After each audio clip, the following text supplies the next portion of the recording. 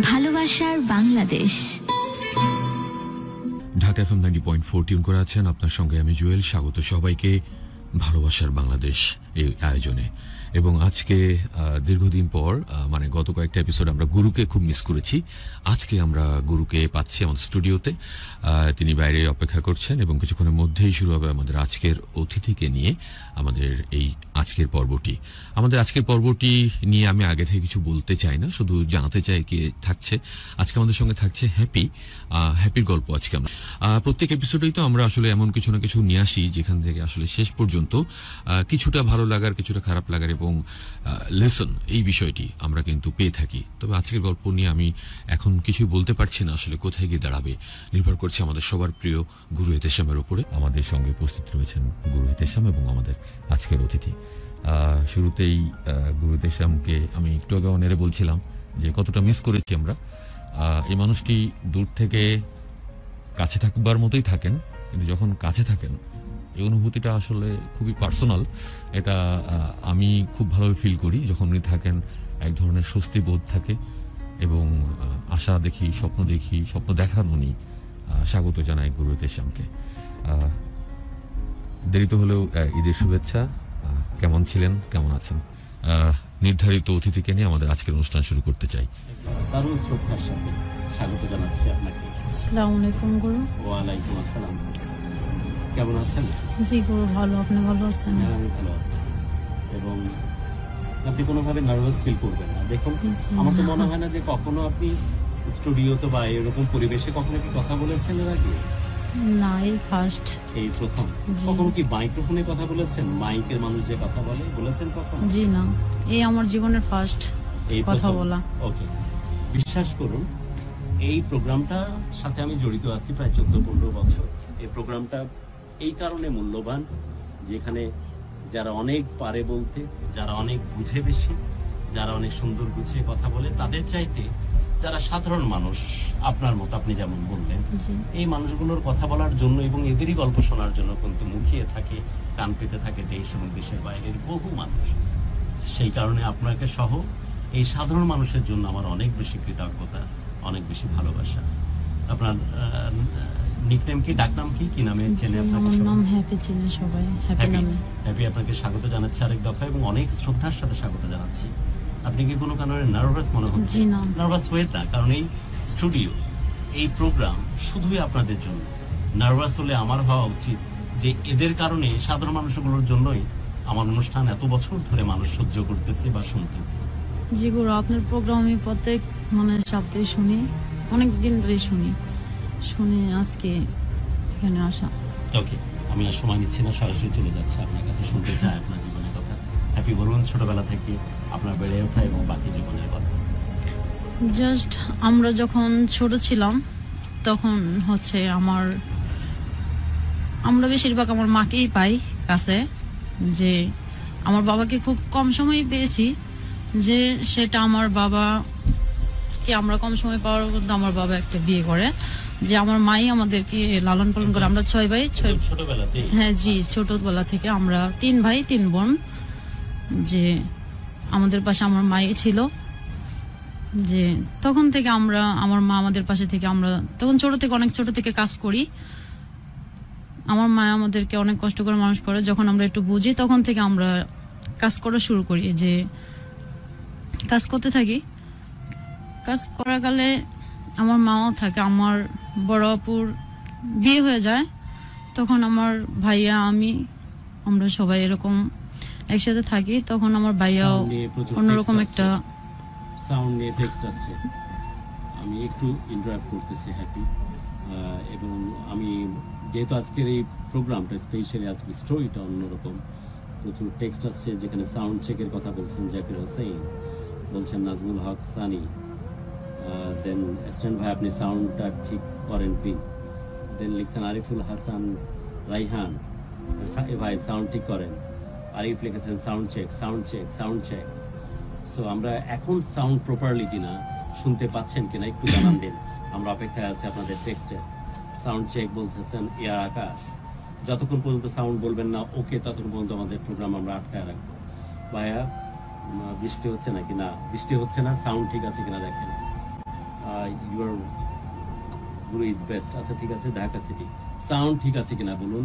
আজকের প্রোগ্রামটার একটা শব্দ আমি চাই না যে অন্যভাবে মিস করুক আমার শ্রোতারা। আজকে সাউন্ড ওকে, নওয়াজ শরীফ লিখেছেন ওকে, ডান, যাচ্ছি আমরা, সাউন্ড ইজ ফাইনালি ওকে।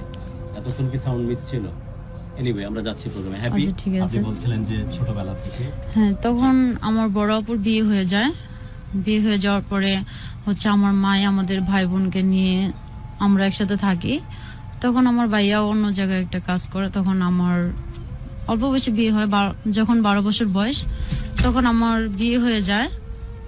মাত্র 12 বছর বয়স? জি, যে বিয়ে হচ্ছে আমার এরকম ভাবে বিয়ে হয়েছে যে সেখানে আমার মা কখনো রাজি না। আমরা এক পাশে ভাড়া থাকতাম, পাশে রুমের ভাবি ছিল, এক পাশে বেচালা, এক পাশে ফ্যামিলি ভাড়া ছিল। তখন হচ্ছে ওই ছেলেটা যে আমার হাজবেন্ড, উনি ওনার রুমে যাই তো কথাবার্তা বলতে পারে। উনি ভাবি বলতেছে যে তুমি কি সত্যি ওকে পছন্দ করো? তখন বলতেছে যে হ্যাঁ আমি ওকে পছন্দ করি, ওকে বিয়ে করতে চাই। পরে কয় তুমি শুধু একবার বলো যে তুমি বিয়ে করবে কিনা, তখন আমি তোমাকে, মানে আমাদের বিয়েটা একটা চালাকির কারণে হয়েছে। ওই ভাবিটা এরকম চালাকি মাত্র করছে। 12 বছর। এখন সাউন্ড ঠিক আছে, আমি বুঝতে পারছি। উই আর সরি, অ্যাকচুয়ালি আমি দুঃখিত। প্রায়শই এই সাউন্ডের প্রবলেমটা হয় বিগিনিং এর দিকে। আমাকে ক্ষমা করবেন, আমার টিমকে ক্ষমা করবেন। এখন সাউন্ড ঠিক আছে, বুঝতে পারছি। সাউন্ডটা প্রথম থেকে ঠিক থাকা উচিত, আর ভুল হবে না। পরবর্তীতে আমরা আমাদের টিম সহ মিটিং করতেছি বারবার, এই ভুল যেন না হয় সে ব্যাপারে সচেষ্ট থাকবো। হ্যাপি সরি যে প্রথম দিকে সাউন্ডের একটু প্রবলেম ছিল। তারপর হচ্ছে ওই ভাবি বলতেছে তুমি যদি বিয়ে করো তাহলে আমাকে বলো, তোমার বিয়েটা আমি করে দিচ্ছি। তারপর উনি বলে যে হ্যাঁ, ওনারা মানে একটা বাজির ভিতরে আমার বিয়েটা হয়। তখন বয়স মাত্র 12 বছর। জি, তখন আমি এত কিছু বুঝি না, মানে ওনারা আমার সাথে নেই কথা বলতেছে যে তুমি পছন্দ করলে বলো, কিন্তু আমি বুঝতে পারতেছি না যে উনি আমার কথা বলতেছে। তখন হচ্ছে বুধবার এই কথাটা বলে, শুক্রবার আমার বিয়ে হয়ে যায়। মাঝখানে শুধু একটা দিন ওনারা সময় নেয়, তারপরে বিয়ে হয়। ওনারা বাড়িতে বলে ওই এলাকার লোকজন ধরে আমাকে বিয়ে দেয়। আমার মা কখনো রাজি না যে আমার এত দূরে আমার মেয়েকে, আমার বিয়ে হয়েছে কুষ্টিয়াতে। তারপরে হচ্ছে আমার মা বিয়েটা দেয়, অনেক এলাকার লোকজন ধরে বিয়েটা দিয়ে দেয়। তারপর আমি ওনার সাথে 1 বছর সংসার করি। 12 বছর বয়সে কি বুঝে তখন হ্যাপি?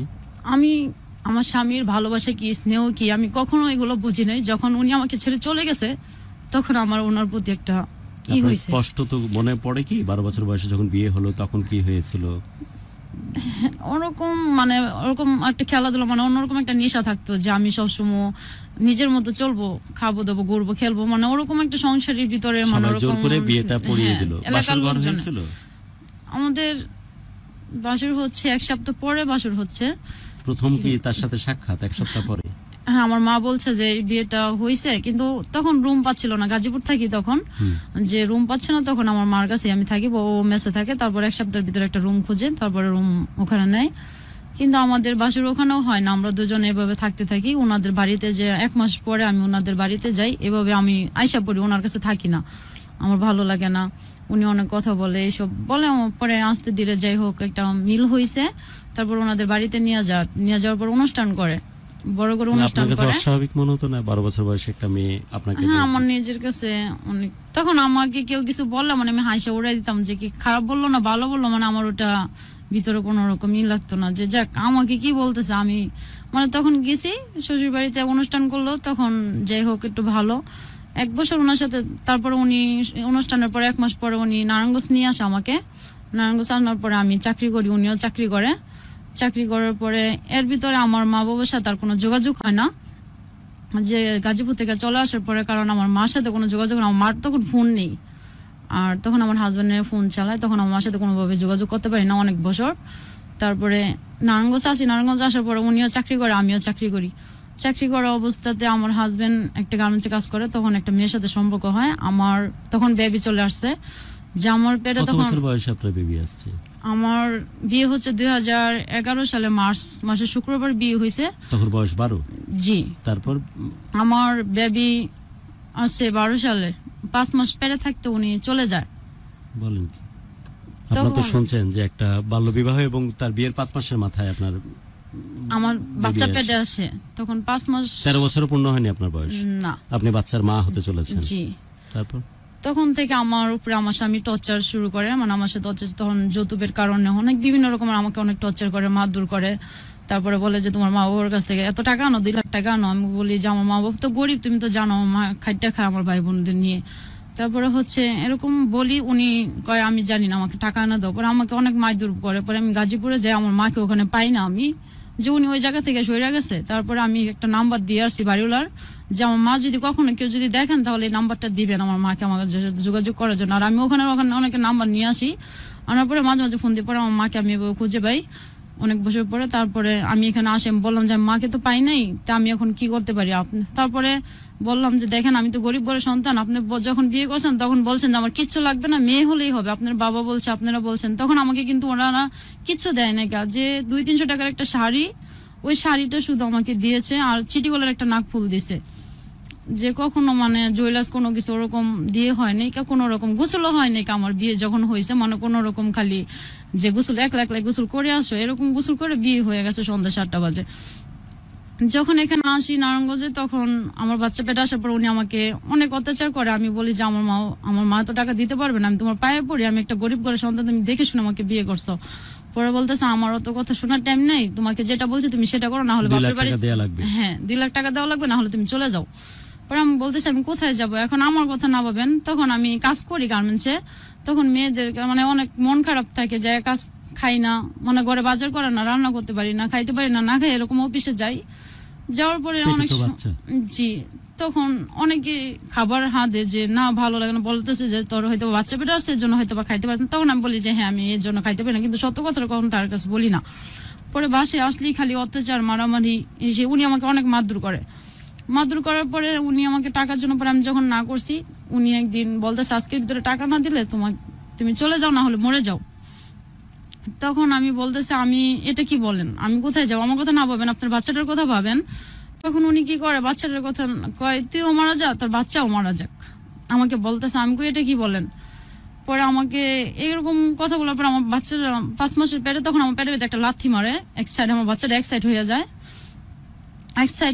তখন এক সাইড হয়ে যাওয়ার কারণে অনেকদিন মানে আমি কাজ করতে পারি না, মেডিকেল ছুটি কাটে অফিস থেকে।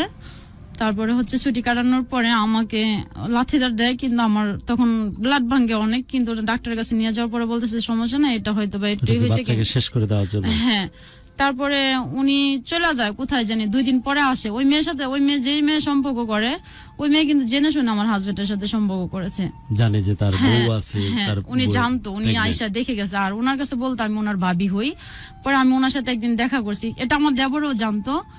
আর ওনার যে বন্ধু, তখন উনি ওনাকে বোঝাইতো দেখ ওর মধ্যে একটা ভালো মেয়ে, এসে মানে অনেক কিছু বোঝাইতো। পরে বলতেছে দেখ দোস্ত, দুনিয়াতে চলতে গেলে সবটারই দরকার হয়, আর আমি এরকম একটা ভালো মেয়ে পাইছি, এক বাপারে এক মেয়ে, টাকা পয়সা, মানে ওনার একটু বড় লোক ছিল ওই মেয়েটা, বরিশাল বাড়ি, নাম হচ্ছে তানিয়া। তারপরে হচ্ছে আমাকে ওখানে এরকম অনেক কিছু বলার পর মেয়েটাকে আমি ওই মেয়ের বাবা মার কাছে আমি লাস্টে যে হাত জোর করে মাপ চাই, যে তখন এটা যখন আমার কাছে 2 দিন আসে না উনি, তখন আমি খোঁজ করে ওই মেয়ের বাসায় যাই।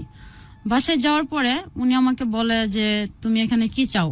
আমি বলতেছি আপনার মেয়ের নাম কি তানিয়া? বলতেছে হ্যাঁ। আমি বলছি যে আমার হাজবেন্ডের সাথে আপনার মেয়ের সম্পর্ক আছে, আপনি দেখেন আমি আপনার কাছে হাত জোর করে মাপ চাচ্ছি, আমার 2 দিন পরে একটা বাচ্চা হবে, আমার হাজবেন্ডের সাথে আপনার মেয়েকে মিশতে দিয়েন না, আপনি যেভাবে হোক আপনার মেয়েকে আটকান, আমি এটা বলছি। তারপর ওনারা বলছে যে এই ঘটনার পরে আজকে কথাটা বলে আসছি, উনি 2 দিন বাসায় ছিল না, 3 দিনের মধ্যে বাসায় আসার পরে রাত্রেবেলা আমাকে অনেক মারধর করে। হ্যাঁ, এরকম যে তুই কেন গেছিস, তুই কি জানিস আমি ওই মেয়ের সাথে সম্প্রতি আমতাজি কেন গেছিস। তখন আমাকে এই কথাটা বলার পরে ও বাসায় আসে 3 দিনের মাথায়। বাসায় আসার পরে আমাকে একটা ইন্দুর মারাম বিষ নিয়ে আসে, ঠিক আছে, আমাকে বলে তুই মরতে পারিস না। পরে আমি বলতেছি আমি কেন মরবো, রাস্তা না পেলে রেল লাইনে যে মরগা। আমি কই কেন আমি মরবো। পরে বলতেছে মরবি তুই, আমি তোকে মেরে ফেলবো। আমি কই হ্যাঁ আপনি মেরে ফেলেন আমাকে, তাতে আমার কোনো দুঃখ নাই, কিন্তু আমি দূরে কোথাও যে মরতে পারবো না। আমি বললাম আমার স্বামীর কাছে মরতে চাই। তখন উনি একটা ইন্দুর মারা বিষ আনার পরে উনি রাত্রেবেলায় ওই মানে যন্ত্রণাটা, মানে আমি কেন বললাম বা কেন কি করলাম, এই কারণে আমাকে খাটের সাথে বাঁধে, হাত বাঁধে, পাও বাঁধার পরে আমাকে বলে হা কর। পরে আমি মানে আমার মুখ চেপে ধরে ওই ইন্দুর মারা বিষ আমিও জিদে খাই। আমার বাচ্চাটা পেটের কারণে, বাচ্চাটা পেটে আল্লাহর রহমত আমার কিছু হয় নাই। তখন হচ্ছে আপনিও খান? জি, আমাকে খাওয়ায়, তখন আমি খাচ্ছি। আমাকে হাত বেঁধে ফেলেছে, পাও বেঁধে ফেলেছে, আমার তো খাওয়া ছাড়া কোনো উপায় নাই। তারপরে হচ্ছে আমি ওই ইন্দুরমারা বিষটা খাই। খাওয়ার পরে আমি কই আল্লাহ তুমি আমাকে মাফ করে দিও। তখন ও কি করলো, যে আমাকে খাওয়ানোর পর আমাকে বলতেছে এক গ্লাস পানি খেয়ে আল্লাহ ঘুম ভাঙলে সকাল, না ভাঙলে পরকাল। মানে আমাকে উনি এই কথাটা বললো, তখন আমার ভিতরে এত কষ্ট লাগছে, তখন আমি আল্লাহ তুমি আমাকে মাফ করে দিও, মানে আমি আল্লাহর কাছে এই কথাটা বলতেছি, আল্লাহ তুমি আমাকে মাফ করে দিও। তখন আমি এই কথাটা বলে ঘুমাই যে আল্লাহ আমি যদি মারা যাই, আমি যদি কোনো পাপ করে থাকি তাহলে তুমি মাফ করে দিও, কারণ আমি নিরুপায়, কিছু করার নেই, আমার হাজবেন্ডের কথা শুনতে হবে। তুই যদি আমাকে ভালোবাসিস তাহলে সত্যি এটা খাইতে হবে। আমি আপনার স্ত্রী, আপনি আমার স্বামী, আমি আপনাকে অবশ্যই ভালোবাসি।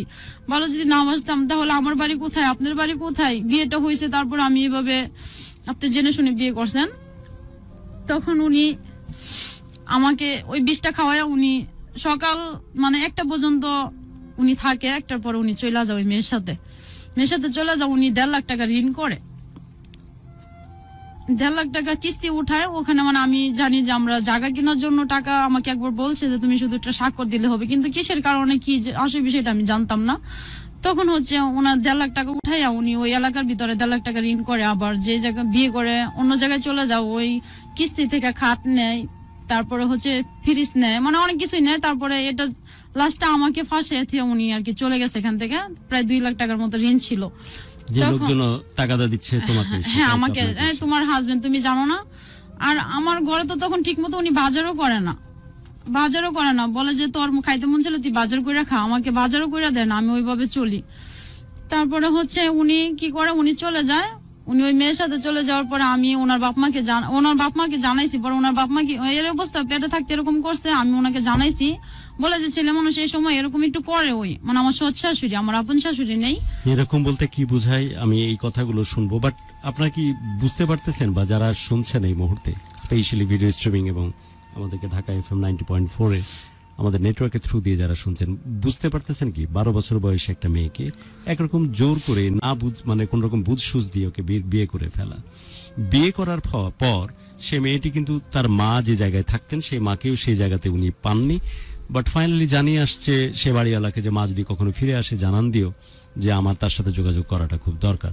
অর্থাৎ এইরকম 12 বছর বয়সে একটা মেয়ে যার আশপাশে কেউ নাই, সে আবার 5 মাসের গর্ভবতী অবস্থাতে আছে, তার হাত পা বেঁধে, খাটের সাথে হাত পা বেঁধে জোর করে বিষ খাইয়ে দিচ্ছে যাতে করে পথের কাঁটা সরিয়ে ফেলতে পারে, এবং বিনিময়ে আরেকজন মেয়ের সাথে যার সাথে সম্পর্ক করছে তার সাথে রঙ্গলীলা চালু করতে পারে।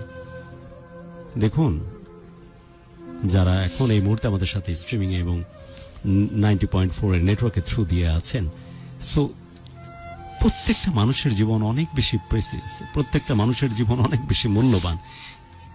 এই যে মেয়েটি, এই মেয়েটি কে জানতো যে স্রষ্টা যদি নাজিল করতেন আপনারই ঘরে হয়তো বোন হয়ে আসতে পারত, বা আপনারই ঘরে অন্য কোনো রূপে সে আসতে পারত। আমি আপনি আর একজন মানুষের মতো অনেক বেশি মূল্যবান এই মানুষটা, এর জীবনটা। আমি বারবার বলি, শুধু স্রষ্টার হাবিব রাসূলুল্লাহ সাল্লাল্লাহু আলাইহি ওয়াসাল্লামের ক্ষেত্রে হয়তো বলতে পারা যায় যে রাসূলুল্লাহ সাল্লাল্লাহু আলাইহি ওয়াসাল্লাম পৃথিবীতে না আসলে পৃথিবীর সৃষ্টি হতো না। কিন্তু আমি আপনি যদি না থাকতাম, সবাই আছে, হ্যাপিটা যদি না থাকতো, এর জন্য কিন্তু গোটা প্রকৃতি যেন অসম্পূর্ণ হয়ে থাকতো। কষ্টের মাত্রা থাকা উচিত, একটা কষ্টের তীব্রতা যদি একটু মনোযোগ দিয়ে খেয়াল করেন, এটা সহ্য করার মতো আসলেই এটা ব্যাখ্যা করা এবং সহ্য করার মতো কলিজা কারো থাকবার কথা না। যে 12 বছর বয়সে একটা মেয়েকে হাত পা বেঁধে খাটের সাথে জোর করে তার গলা দিয়ে বিষ ঢেলে দিচ্ছে যাতে করে সে মারা যায়। যদি মরে যাস, যদি ঘুমিয়ে থাকিস মরে তো গেলি, আর যদি বেঁচে যাস তাহলে তো বাঁচলে, আর যদি মরে যাস তাহলে কি বলে, ঘুমিয়ে থাকলে সকাল, না হলে পরকাল। কত সহজে নরপিশাচের মতো একটা মানুষ এই কথা বলতে পারে। এই আমার আসলে ভাষা নেই জিনিসগুলোকে এক্সপ্লেন করা, বাট আপনারা এই জিনিসটা প্রপারলি ঠিকভাবে রিলেট করতে পারছেন কিনা আমি জানি না। বাট আমি যেহেতু স্টুডিওতে আছি, সামনাসামনি শুনছি, সেই কারণে আমার মধ্যে খুব বেশি করে যে জিনিসগুলো পীড়া দিচ্ছে। হ্যাপি, আপনার কথাগুলো সবাই শুনতে চায়, সবাই বুঝতে চায়, জানতে চায়। অনেকের হয়তো শুনতে একটু সমস্যা হচ্ছে, এই কারণে বলতেছে যে একটু যদি ধীরে ধীরে বলে তাহলে হয়তো আমরা কথাগুলো একদম পরিষ্কারভাবে বুঝতে পারবো। একদম রিল্যাক্স, পুরো সময় শুধুই আপনার জন্য প্রাণ খুলে কথা বলেন। যতক্ষণ আপনার গল্প না শেষ হবে ততক্ষণ পর্যন্ত আমরা স্টুডিওতে থাকবো। ধীরে সুস্থে, আস্তে ধীরে, একদম স্লোলি, যেভাবে ধীরে ধীরে কথা বলে মানুষের সাথে, প্রাণ খুলে বলুন। তারপর আমার শাশুড়ি বলতেছে যে এরকম এই সময় ছেলেরা এরকম একটু করে, এরকম করে না, কত সহজে বোঝাচ্ছে। এটা কিরকম ধরনের এটা অত্যাচার যে এরকম করে বলতেছে তুমি ঠিক হয়ে যাবে, একটা বাচ্চা হলে ঠিক হয়ে যাবে, এখন তুমি ধৈর্য ধরে থাকো। আমাকে বলতেছে আমি আর কত ধৈর্য ধরে থাকবো, আপনার ছেলে তো এখন চলে, কিন্তু ওনারা সবকিছুই জানে। উনি যে ওই মেয়ের সাথে চলে গেছে আর ওই মেয়ে ওনার বাবা মার কাছ থেকে 2 লাখ টাকা নিয়ে গেছে আর কি, আর চারিপাশে লোন করে সমস্ত লোন মানে আরো 2 লাখ টাকা আপনার উপরে ওনার- চাপিয়ে দিয়ে হ্যাঁ, চলে চাপিয়ে গেছে। দিয়ে গেছে। তারপরে মেয়ের অন্য জায়গায় বিয়ে ঠিক হয়েছিল, কিন্তু মেয়ে ওনাকে ভালোবাসে, ওনাকে ছাড়া উনি বাঁচবে না। আর আমি যে ওনার সাথে কথা বলছি এটা আমার কাছে কিছুই না। আমাদের 2টা জীবনকে ও কোনো মূল্যায়ন করে নাই বা কোনো দাম দেয় নাই, ও ওর ভালোবাসাটাকে ও ভালো করে দেখছে। আর আমার সন্তানের আর আমার ভালোবাসাটা ও ভালো করে দেখে নাই। তারপরে আমার শ্বশুর শাশুড়ি এটা সবাই জানতো, ঠিক আছে। আর ও যে চলে গেছে এটা আমার শাশুড়ি জানতো, শ্বশুর জানতো, ও কোথায় আছে এটা ওনারা যোগাযোগ করতো। আর আমি যদি ফোন দিতাম তখন বলতো যে না আমার সাথে যোগাযোগ হয় না, তুই যেখানে আছিস সেখানে থাকতে থাক, যখন ছুটি হবে তখন চলে আসিস আমাকে বলে। আমি এখানে চাকরি করে কি করবো, আপনার ছেলে চলে গেছে, আমাকে এসে নিয়ে যান। আর আমি তখন ওইভাবে যাইতেও পারি না ওদের বাড়িতে, ঠিক আছে। ওই একবার নিয়ে গেছিল যে ওই যাওয়ায় পরে আর যাইতে পারি নাই। আর এক জায়গা থেকে আরেক জায়গা, আমার বাড়ি হচ্ছে ময়মনসিংহ, ওর বাড়ি হচ্ছে কুষ্টিয়া মেহেরপুর জেলায়। তারপর হচ্ছে উনি আমাকে আর নিয়ে যায় না। তারপরে ওনাদের এখানে অনেক আত্মীয় স্বজন থাকে, উনি যাওয়ার পর উনি মানে সবাই হা করে এরকম আর কি, হাহাকার একটা এরকম বলার পরে আমি ওনাদেরকে জানাই। তারপরে আমার মার এর ভিতরে আমার মার সাথে যোগাযোগ হয়। আমার মার কাছে আমি ওদিনকে কেঁদে কেঁদে বলি, মা যে তুমি কোথায় আছো, তোমাকে আমি অনেকদিন ধরে দেখি না, আমি তোমাকে দেখতে চাই মা। আমার মা অনেক কান্না ঠেলে কথা বলতে পারতেছে না যে মা তুই বেঁচে আছিস, আমি তো মনে করছি তুই মরে গেছো, আমার এটা বলতেছে। আমি কই না মা, আমি তোমাকে অনেক দেখতে ইচ্ছা করতেছে। কই তোর কি খবর, তুই কেমন আছিস মা, তুই আমার সাথে যোগাযোগ করিস নি কেন? আমাকে মা তোমার তো ফোন নেই। আর আমার হাজবেন্ড এরকম একটা চালাকি করছে, আমার মা যে নাম্বারটা জানতো ওই সিমটা উনি পাল্টায় ফেলাইছে এই নারায়ণগঞ্জে আসার পরে। আমি জানতাম না যে উনি সিম পাল্টায় ফেলেছে। আর মোবাইল সম্বন্ধে আমি ওই সময় বলে আমার অতটুকু কি না, আমি মোবাইল চালাই না, আর এই সমস্ত আমার কিছু জানা নাই। তারপরে হচ্ছে আমার মার সাথে যোগাযোগ করে তখন আমি মাকে বলি, মা তুমি কোথায় আছো তুমি? পরে মা বলতেছে যে আমি জিরানি বাজার নাকি বলে গাজীপুর, ওখানে আমার মা কাজ করে। আমার ছোট বোন ছোট বাইরে নিয়ে থাকে, আমার বড় ভাই অন্য জায়গায় থাকে, কাজ করে, মারে কিছু হেল্প করে। উনিও নিজে চলে, ওনাকে হেল্প করতে হয়, উনি হেল্প করে আমাদের পাশে। তারপরে এরকম করে সব মানে একজন এক জায়গায়, আমাদের পরিবারটা মানে অ্যাডজাস্ট ছিল না, মানে আমরা ভাই বোনে একজন এক জায়গায় কাজ করি, একজন এক জায়গায় বিয়ে হয়ে গেছে, আর কোনো কারো খোঁজ খবর নাই, মানে যা যে সংসার নিয়ে সবাই ব্যস্ত। তারপরে হচ্ছে আমার মার সাথে কথা বলি, আমার মা এখানে নারায়ণগঞ্জ আসে, আমার ছোট বোনটাকে নিয়ে ছোট ভাইটাকে নিয়ে নারায়ণগঞ্জ চলে আসে। আসার পরে আমার মা বলে আমি কি দেখলাম আল্লাহ। তারপর আমি মা এরকম কয়, বাবা রে তুই তো জানিস। আমি কই মা আমি তো জানি, ওনাকে অনেক বোঝাইছে, আমাদের বাড়িওয়ালা ওনাকে অনেক বোঝাইছে, দেখো আলামিন তুমি এরকম করো না, মেয়েটা অনেক ভালো, কিন্তু গরিব হইতে পারে, কিন্তু মানুষটা যাই হোক তুমি একটু করে চলো। কয় না এগুলো হবে না।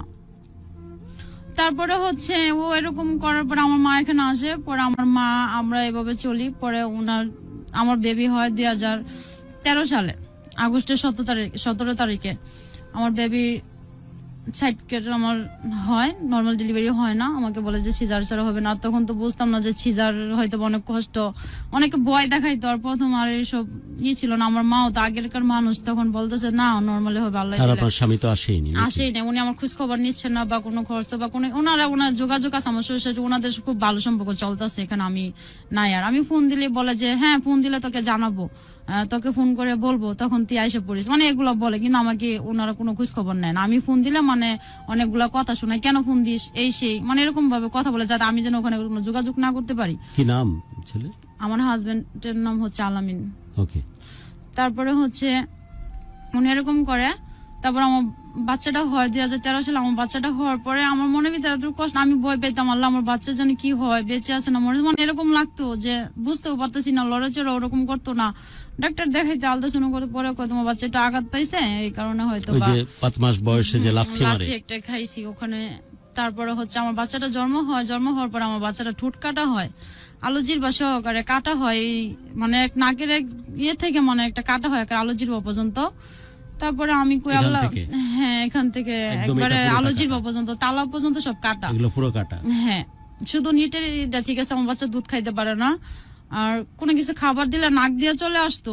তখন আমি অনেক কান্না করতাম, আল্লাহ তুমি আমাকে একটা সন্তান দিছো, তারপরে এরকম কেন দিছো, আমাকে আমার সাথে এরকম, মানে আমি তখন আল্লাহর কাছে, ওরা মা বলতেছে আল্লাহর কাছে হাজার হাজার শুকরিয়া আদায় কর, আল্লাহ যা দিছে তা ভালোই দিছে, আল্লাহ যা করে ভালোর জন্যই করে।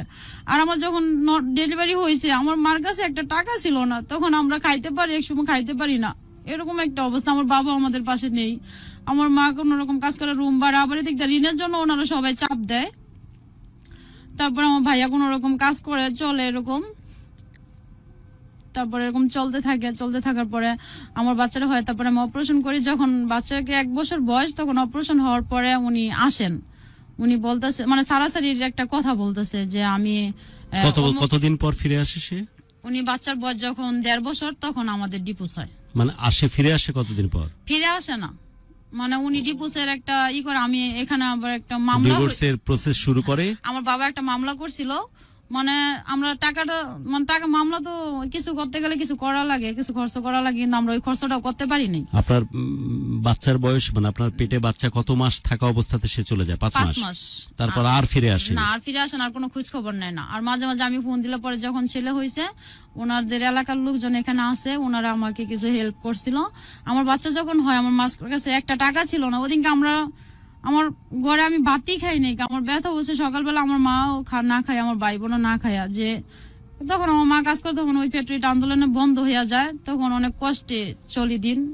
আমার মা টুকটাক কাজ করে, ছোট কাজ, ওগুলো দিয়ে চলি। চলার পরে আমার বাচ্চার বয়স যখন 1.5 বছর, তখন কিন্তু অপারেশন করা শেষ দুটোটাই। আমার বাচ্চার 7 মাসে একবার অপারেশন করি বগুড়াতে, যেখানে আমি আবার বাচ্চার 2 মাসের থেকে কাজে লাগি, গার্মেন্টসে কাজ করি। বাচ্চা 2 মাস থেকে, বাচ্চা দুধ খাইতে পারে না, আমার ছোট বোনে বাচ্চাটাকে রাখে, আমার মায়ের আমি কাজ করি, ঋণ শোধ করি, এদিক দিয়ে খাই, কোনো রকম চলি। চলার পরে আমার বাচ্চাটাকে অপারেশন করি, একটা মানে আমরা একসাথে কাজ করি, ওনার ভাবির সাথে যোগাযোগ হয়, ভাবি আমার বাচ্চারা তো এরকম, একদিন দেখো তোমার ছেলেটাকে দেখতে যাবো। আচ্ছা যাইও। পরে এসে বলতেছে আমার বাইক না তো এরকম ছিল, তুমি যদি অপারেশন করতে যাইতে পারো। না, এখানে তো অনেক টাকা চায়, আমার কাছে তো এত টাকা নেয় না, ঢাকার এদিকে টাকা চায়। পরে বলতেছে না, 1 টাকাও লাগবো না। পরে বগুড়া ঠেঙ্গামুড়া হাসপাতাল, ওখানে আমার ছেলেকে অপারেশন করাই, 1 টাকাও লাগে না, শুধু আমার গাড়ি ভাড়া যাওয়া আসে টাকাটা লাগছে। আল্লাহর রহমতে আমার ছেলে এখন কথা বলতে পারে, মাশাআল্লাহ, দিলে একটু হালকা একটু আর কি প্রবলেম হয়। তারপর ওই 1.5 বছর বয়সে আমার ছেলের জন্য এক সেট কাপড় নিয়ে আসছে। 1.5 বছর বয়সে? জি, 1.5 বছর পরে এক সেট কাপড় নিয়ে আসছে। পরে আমার মা বলতেছে আমি আমার নাতির নাম ভিক্ষা করে খাওয়াবো, তবু তোর এই কাপড় জন্য আমি কোনোদিন আমার নাতিনের গায়ে লাগাবো না। পরে কাপড় আমার মা নেয় না, কুটে এরকম কি লড়াই করে। তারপরে আমার যেদিন ছাড়াছাড়ি হয়, ওদিন এলাকার লোকজনকে সবাইকে বলি যে আজকে উনি আসবে, আমার ছাড়াছাড়ি হবে, আপনারা যারা টাকা পান ওর সাথে দেখা করতে পারেন, আমাকে চাপ দিলে হবে না, আমি পারবো না।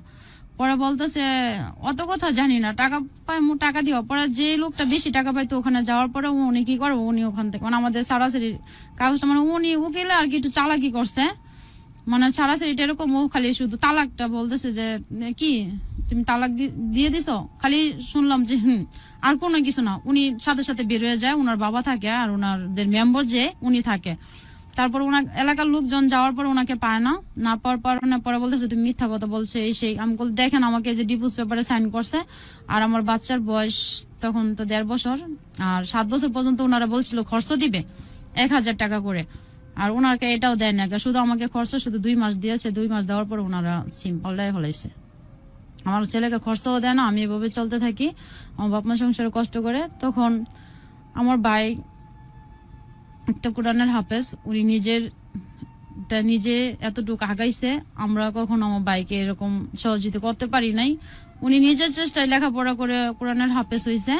তারপর আমরা সবাই একসাথে এরকম চলতে থাকি, বাবা মা সবাই। আমার ছেলেও আস্তে আস্তে বড় হয়, আমিও কাজ করি। আমার বাচ্চারা দুধ খাওয়াইতে পারি না, আমার বাচ্চারা আমি ফ্যান খাওয়াই আমি রাখছি, কি বলবো, মানে এরকম একটা অবস্থা যে বলার মতো এখানে কোনো ভাষা নেই। যে আমার ছোট বোন বলতো না তুই তো চলে আসছিস, আমি বাবুরে কি খাওয়াবো।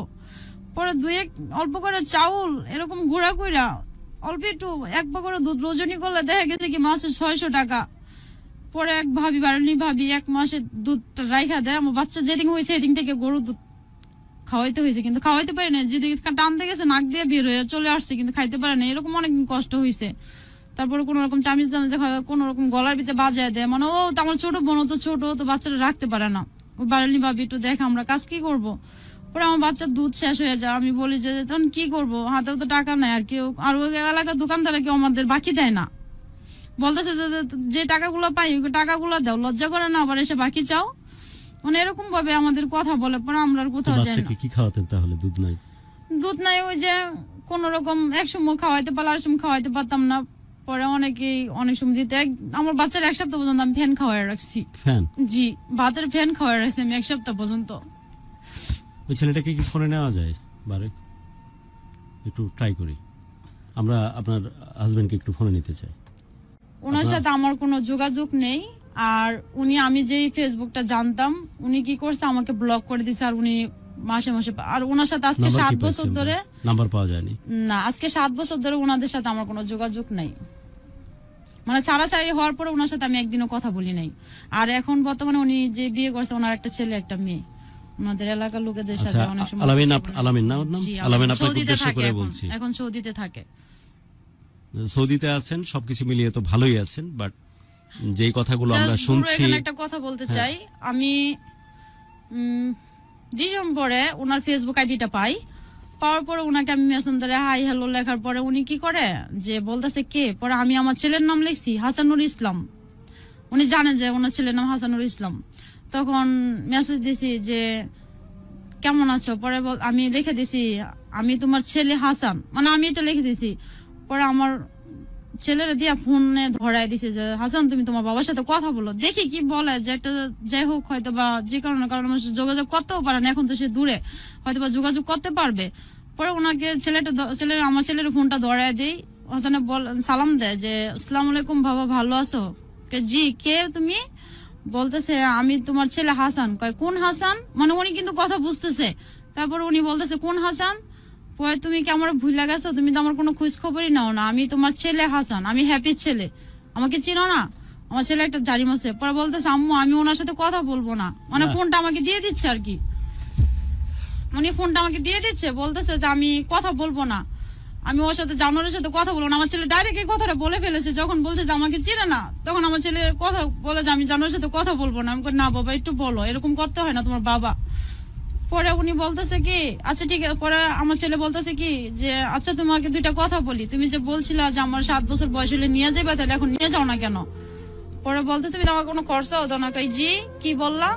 কয় তুমি যে আমার 7 বছর বয়সে নিয়ে যাবে, এখন নিয়ে যাও না কেন? আমার ছেলের বয়স এখন 8 বছর চলতেছে। তারপরে উনি বলে কি তুমি যেখানে আসো, এখন তো আমি বাড়িতে যাচ্ছি না, যখন আমি বাড়িতে যাব তখন আমি তোমাকে নিয়ে যাব, আরো 2-3 বছর পরে যাবো, তুমি যেখানে আসো যখন আমার কাছে নিয়ে যাবো তখন ওদের কারোর সাথে যোগাযোগ করতে পারবে না। এই কথাটা জিজ্ঞাসা করলো না যে বাবা তুমি কেমন আছো বা কি তোমরা কিভাবে চলতেছে, এই কথাটা সে জিজ্ঞাসা করলো না। এই কথাটা বলে সে আলগোচা ফোনটা কাটা সে ব্লক মেরে দিল। কিন্তু সে ইচ্ছা করলে অবশ্যই পারত তার সন্তানের খোঁজ খবরটা নিতে। আমার সন্তান কি এতই বেশি হয়ে গেছে ওনার কাছে, উনি যখন যে এখন তার 2টা সন্তান উনি পালতেছে খাইতেছে। আমার সন্তানটা কি এতই দুনিয়াতে এরকম পাপ করে আসছিল যে ওনার বাবা আজ পর্যন্ত বাবা ডাকটা আমার ছেলে আজ পর্যন্ত শুনে নাই। আমার ছেলেকে আমি বলি বাবা আমি তোমার বাবা, আমি তোমার মা। আমার ছেলে অনেক মা মাঝে মাঝে বলতো যখন বাবা বলে ডাকতো সবাই, মা আমার বাবা কেন আসে না? সবার বাবা আসে, সবার বাবা যায়, আমার বাবা কেন আসে না? ওই যে ওরা স্কুলে পড়ে, আমার বাবা আমাকে স্কুলে ভর্তি করে দিবে না? আমি তোমাকে মাদ্রাসায় পড়াবো। পরে 3 বছর বয়সে আমার ছেলেকে আমি মাদ্রাসায় ভর্তি করে দিই, নিয়ে আসে। আমার ছেলে এখনো মাঝখানে আমি অনেকদিন পড়াইতে পারি না, আমার ছেলেকে আমি বেতন দিতে পারি না, 2-3 মাসে বেতন আটকে থাকে, পড়াইতে পারি না। এখন আল্লাহর রহমতে আমার ছেলেকে জানুয়ারি এই রোজার ভিতরে একটা ভালো একটা মাদ্রাসায় ভর্তি করে দিয়েছে। বিশ্বাস করুন এই মানুষগুলোকে অবশ্যই আইনের আওতায় নিয়ে আসা খুব বেশি জরুরি। হ্যাপির মুখে ওর বাচ্চার কথা শুনতেছে, আমি আমার সন্তান মানে মুখটা চোখের সামনে বাজতেছে।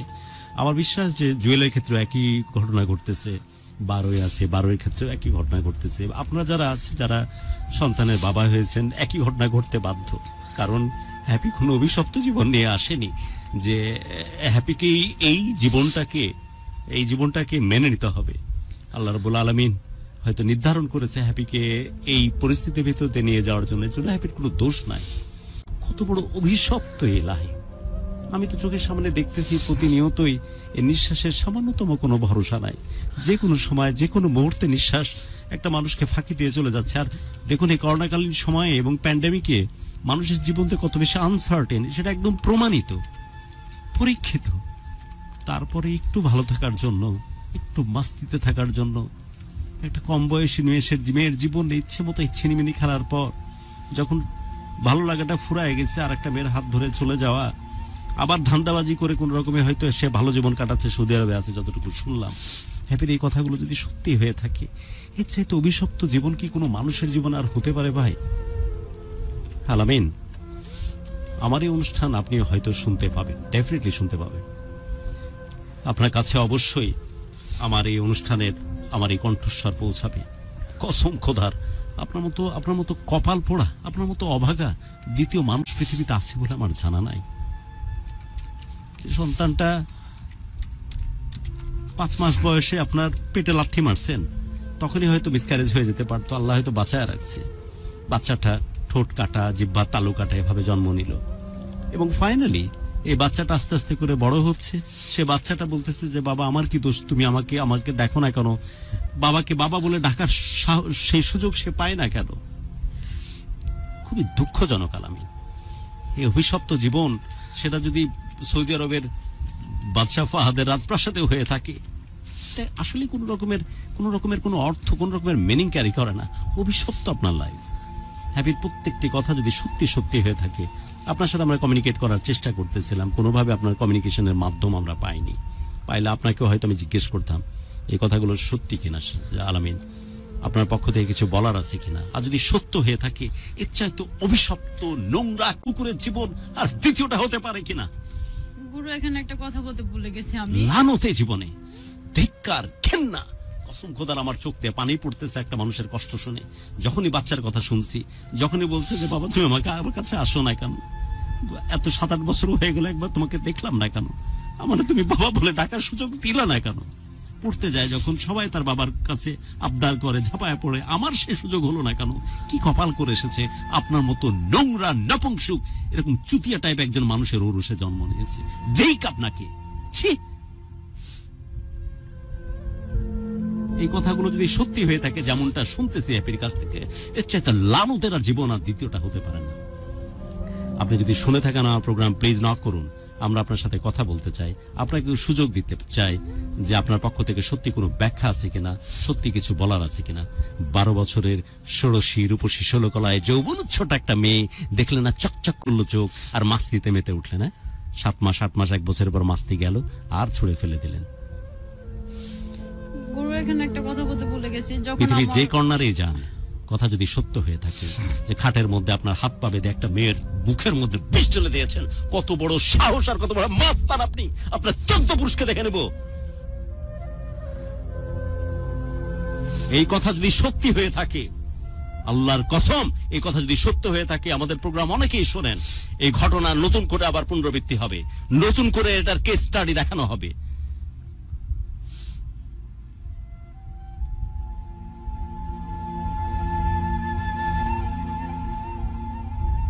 আর যদি সত্যি না হয়ে থাকে হ্যাপির কথাগুলো, আপনার সৎ সাহস থাকলে আমাদের সাথে কমিউনিকেট করুন। আজ হোক, কাল হোক, যেদিনই আপনি কমিউনিকেট করবেন, ফুল ফ্লেজে আপনাকে নিয়ে আমরা প্রোগ্রাম করব, এবং একটা ফুল ডেডিকেটেড প্রোগ্রাম করব। আপনার এক্সপ্লেনেশন জায়গাগুলো কোথায় সেটা জানবার চেষ্টা করব। কি এমন যুক্তি, কি এমন ব্যাখ্যা যে 12 বছর একটা কচি মেয়েকে দেখে পাগল হয়ে ওর নির্যাস নেওয়ার জন্য বিয়ে নামের একটা ভণ্ডামি করে, তার সাথে মাস্তি করে তাকে ফেলে দিয়ে চলে যাওয়ার চেষ্টা করলেন।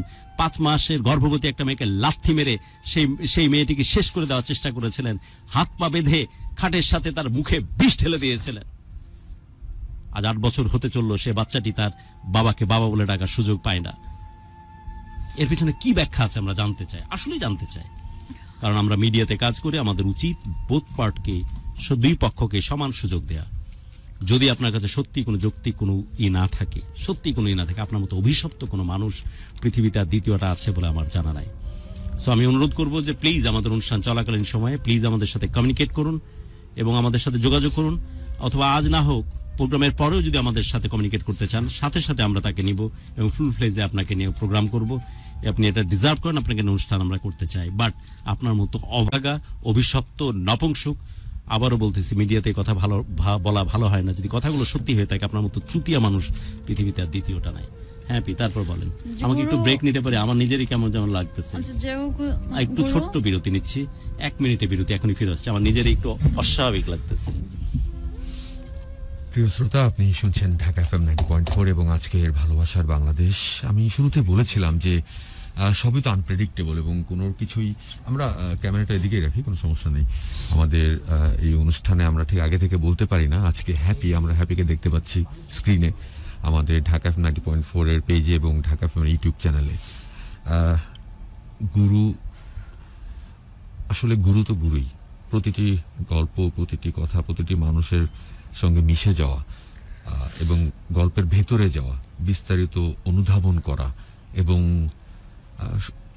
একই সঙ্গে স্টেপ নেওয়ার যে বিষয়টি, আমার বিশ্বাস যে এই মানুষটি এতটাই এক্সাইটেড, তার এক্সাইটমেন্টাল লেভেলটা অন্যরকম। খুব সহজে আমরা এত দ্রুত ব্রেক নিই না, আমরা একটা ব্রেক নিয়েছি কারণ এই গল্পটি আসলে আপনার মতো করে গুরুকে স্পর্শ করেছে, আমাদেরকে স্পর্শ করেছে।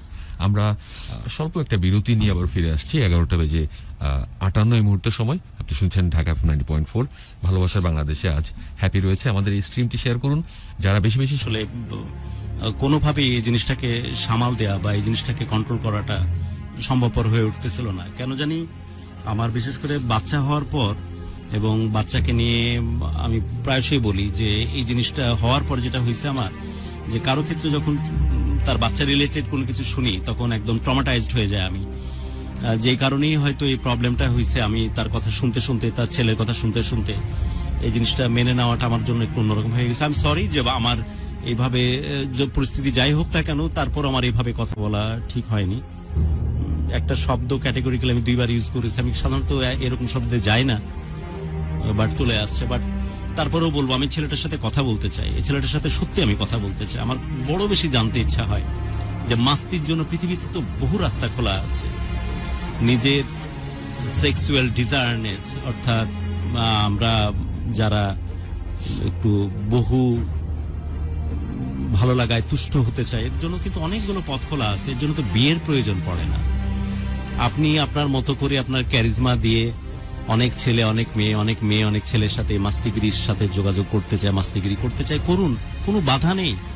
আপনার জায়গা আপনি বেছে নিন। কিন্তু এর জন্য বৈবাহিক সম্পর্কের মতো একটা পবিত্র জিনিসকে কেন পুঁজি করলেন? আর পুঁজি করে 12 বছর বয়সী একটা মেয়েকে কেন বৈবাহিক সম্পর্কের দিকে টেনে নিয়ে গেলেন? টেনে নিয়ে যাওয়ার পরে এই মেয়েটিকে 5 মাসের, একটা 12 বছর বয়সী একটা মেয়ে 5 মাসের সন্তান সম্ভব, তার পেটে কিভাবে লাথি মারেন, কিভাবে তাকে খাটের মধ্যে বেঁধে রেখে তার মুখের মধ্যে বিষ ঢেলে দেন। সিনেমাতে কেউ তো হার মানায় এই জিনিস। আমি তো লাস্ট কবে এরকম মুভি দেখেছি আমার তো মনে পড়ে না। সিনেমাতে তোরা বিভিন্ন রকমের আবহ ক্রিয়েট করার চেষ্টা করে মানুষের আবেগটাকে অ্যাট্রাক্ট করার জন্য, সেখানেও তো এই ধরনের সিচুয়েশন আমি দেখি বলে আমার মনে হয় না। খুব আফসোস হচ্ছে ভাইরে, এখানে কোনো সেলিব্রিটি বসা নাই, যারা দেখছেন অথবা শুনতেছেন তাদের জন্য বলি। এনে কোনো সাধারণ মানুষ, আপনার আমার মতো সাধারণ।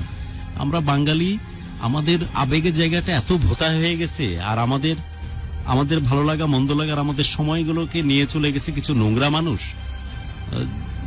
যারা বিভিন্ন রকমের মাস্তি করে, বিভিন্ন রকমের মাস্তিগিরি করে আমাদের সময়গুলোকে অকুপাইড করে রাখতেছে ফেসবুক বা বিভিন্ন রকমের সোশ্যাল মিডিয়ামে।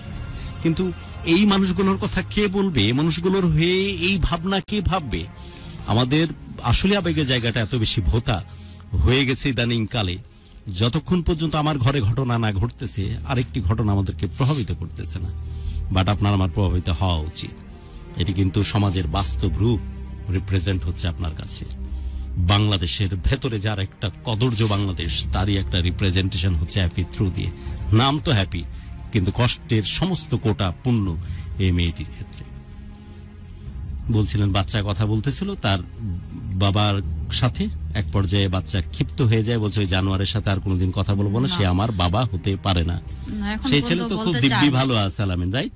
ও তো সৌদি আরবে মাস্তি, মানে টাকা পয়সা দিয়ে ভালোই আছে। তারপরে বলবো, তারপরে হচ্ছে আমরা সবাই একটা ভাই বোন সবাই মিলে কাজ করতে থাকি। কাজ করে কিছুক্ষণ সময় আমরা ভালো চলতে থাকি। তারপরে হচ্ছে আমার মা তো অনেক কষ্ট করে মানুষ করছে। আমার বাবা কিন্তু জায়গা জমি সবকিছু বিক্রি করে ফেলেছে। আপনার বাবাও তো খুব আর্লি এজ যখন আপনাদের বাবার সাথে দ্বিতীয় বিয়ে করে চলে গেছে, মানে কষ্টেই শুরু হয়েছে আপনার জীবন একদম। আমার বাবা আসে, আমার ভাই যখন জানুয়ারিতে মারা গেছে, ডিসেম্বরের 10 তারিখ আমার বাবা আসে এত বছর পরে। কিন্তু উনি সবকিছু হারাইয়া তারপর আমার মার কাছে এসে মাপ চাইছে, ঠিক আছে? তারপর আমার মা বলতেছে যে সবকিছু হারাইয়া। ও আচ্ছা আচ্ছা, ভাই ভাইয়ের কথাটা একটু শুনি। আপনি কি যে হাফেজ ভাইয়ের কথা বলছিলেন সে? জি আমার একটা ভাই, হ্যাঁ হ্যাঁ জি আমার ওই ভাইটা যে এই হাফেজ এই পরিবার থেকে একজন হাফেজও তৈরি হয়েছে, রাইট? জি আমার ভাই সে তো নিজের নিজের কষ্টে চেষ্টায় নিজে আল্লাহর হাফেজ হয়েছে। তারপরে হচ্ছে আমার বাবা ডিসেম্বরে আসে, আমার ভাই জানুয়ারির 15 তারিখে এই যে বাড়িতে ভাড়া থাকি ওই বাড়িতে নিচে হাউস ছিল, আমরা যে রুমটি থাকি। কত বছর বয়স তখন হাফেজের? আমার ভাইয়ের বয়স ভালোই 24 এরকম হবে। কোরআন হাফেজ হয়েছে নিজের চেষ্টাতেই? জি নিজের চেষ্টাতেই। আর উনিও কিছু হেল্প করতো, আমরাও চাকরি করে চলতাম, সব মিলিয়ে তখন মোটামুটি আপনারা ভালোই চলতেছিলাম। বোনেরা কাজ করতেছেন, সাথে ভাই হাফেজ সে চাকরি করছে, সব মিলিয়ে একসাথে থাকছেন, ভালো আছে, ভালো চলতেছে। এদিকে আলামিন তো ছেড়ে চলে গেছে, বাবাও তো থেকে না থাকার মতো ছোটবেলা থেকেই। আপনারা ভাই বোন মিলে কোন রকমের সংসারটা বা মাকে নিয়ে কোন রকমের দাঁড় হয়েছেন। ওকে, আর আপনার বাচ্চাটাকে ওরাই দেখে টুকটাক? যে আমি কাজ করতেছি আর ওরা দেখছে। তারপরে হাফেজ ভাইয়ের কথাটা একটু বলুন। তারপরে হচ্ছে ওই বাড়ির বৃহস্পতিবার পরে আমরা রুমে কেউ ছিলাম না, শুধু আমার ভাইয়া ছিল। শুক্রবারের 11:30 বাজে এই ঘটনা, 11:30 বাজে এই ঘটনা। আমার ভাইয়া শুধু রুমে ছিল, শুধু একটা রুম আর বাথরুম বারান্দাটা শুধু নিচে চলে গেছে, এরকম একটা হয়েছে। ওই জায়গায় 3টা লোক মারা যায়। একটা ওই জায়গার একটা স্থানীয় পিচ্ছি 7 বছর বয়স আমার ছেলের সাথে খেলা করতো। কিভাবে মারা যায়?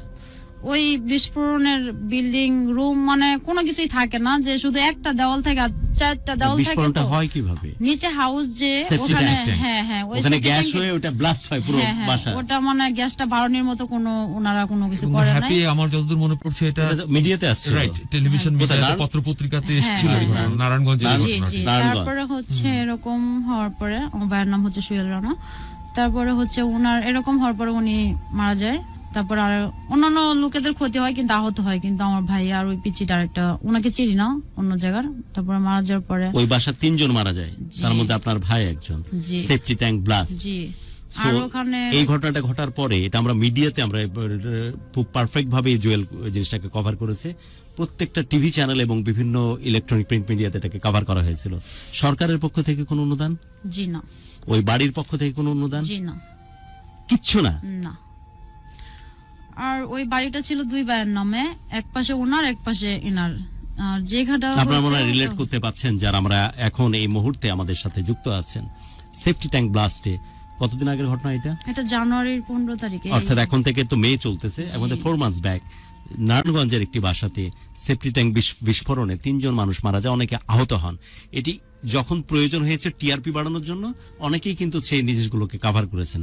আমি আপনার মতো অনেকেই হয়তো ফেসবুকে অনেক ভিউ পেয়েছি, কিন্তু যারা ভিকটিম, বড় আজীব কারখানা এই বাঙালি। মানুষ দেখতে এসেছিলাম ভবে, এমন জনম আর কি হবে। বাঙালিকে দেখলে পৃথিবীর আর কোনো কাউকে দেখার প্রয়োজন পড়ে না। অদ্ভুত ব্যাপার। টক অফ দ্য কান্ট্রি ছিল ওই সময়টাতে, আমি যতদূর মনে করতে পারি জুয়েল।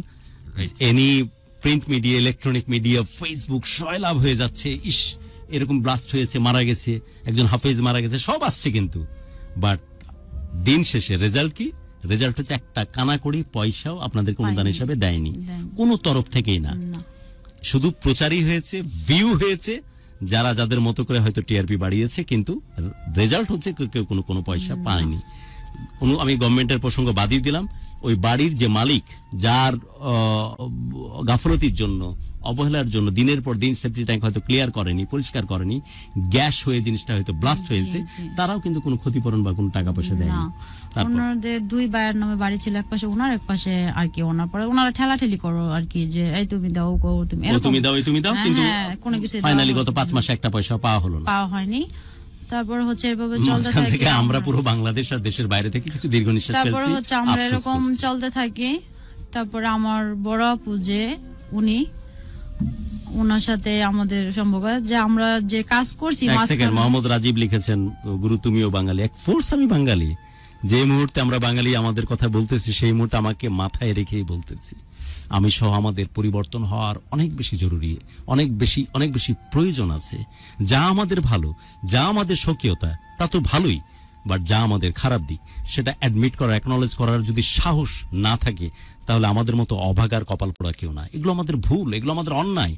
আমরা একটা জিনিস যখন ঘটে যায় হা হা হা হা করতে থাকি, দুঃখে মরে যায়, আবার পরের দিন যখন আরেকটা ঘটনা ঘটে যায়, ওই ঘটনাটা রিপ্লেস হয়ে যায় আগের ঘটনা, কিন্তু আমরা মাথাতেও রাখি না।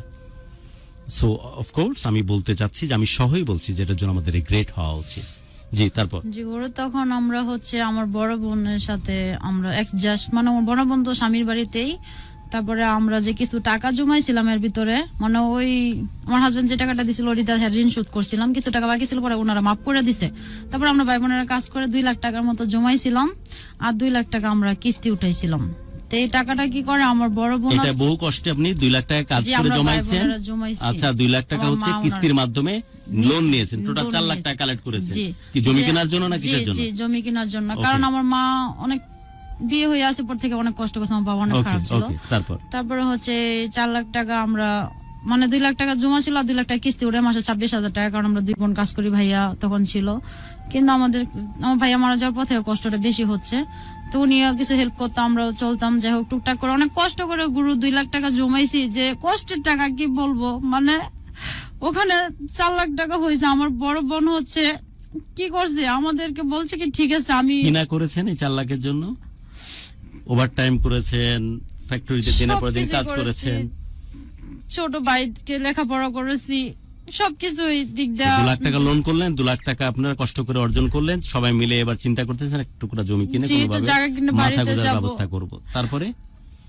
তারপরে হচ্ছে আমার বোনে কি করে, টাকাটা আমার বান্ধবী জাবিনদার যে 2 লাখ টাকা যে নিয়ে দিয়েছে, উনি জাবিনদার আমার ওই যে কিস্তি টাকা নিয়ে দিয়েছে, তার সে আমার বান্ধবী জাবিনদার, ওনাকে ছাড়া টাকা দিবে না, ওনাকে অনেক বিশেষ করে। তারপরে হচ্ছে ওই টাকাটা দেয়, টাকাটা দেওয়ার পর আমার বোনে আনে, আমরা যাই আমার বোন, কারণ আমাদের ফ্যামিলির লোক এরকম করবে আত্মবিশ্বাস আমরা কখনো করে না, বিশেষ যাই হোক বোনের টাকাটা না আমার কাছে দিবে, মা পরে বাড়িতে যে একটা জায়গা, যাই হোক একটা জায়গা হলো আমার মাকে একটা ছনের ঘর উঠাইলেও তো আমরা সুখে থাকতে পারবো, যে মাথা গুজার একটা ঠাই পাইলাম এত কষ্টের পরেও, যে বাবা সবকিছু হারায় ফেলাইছে।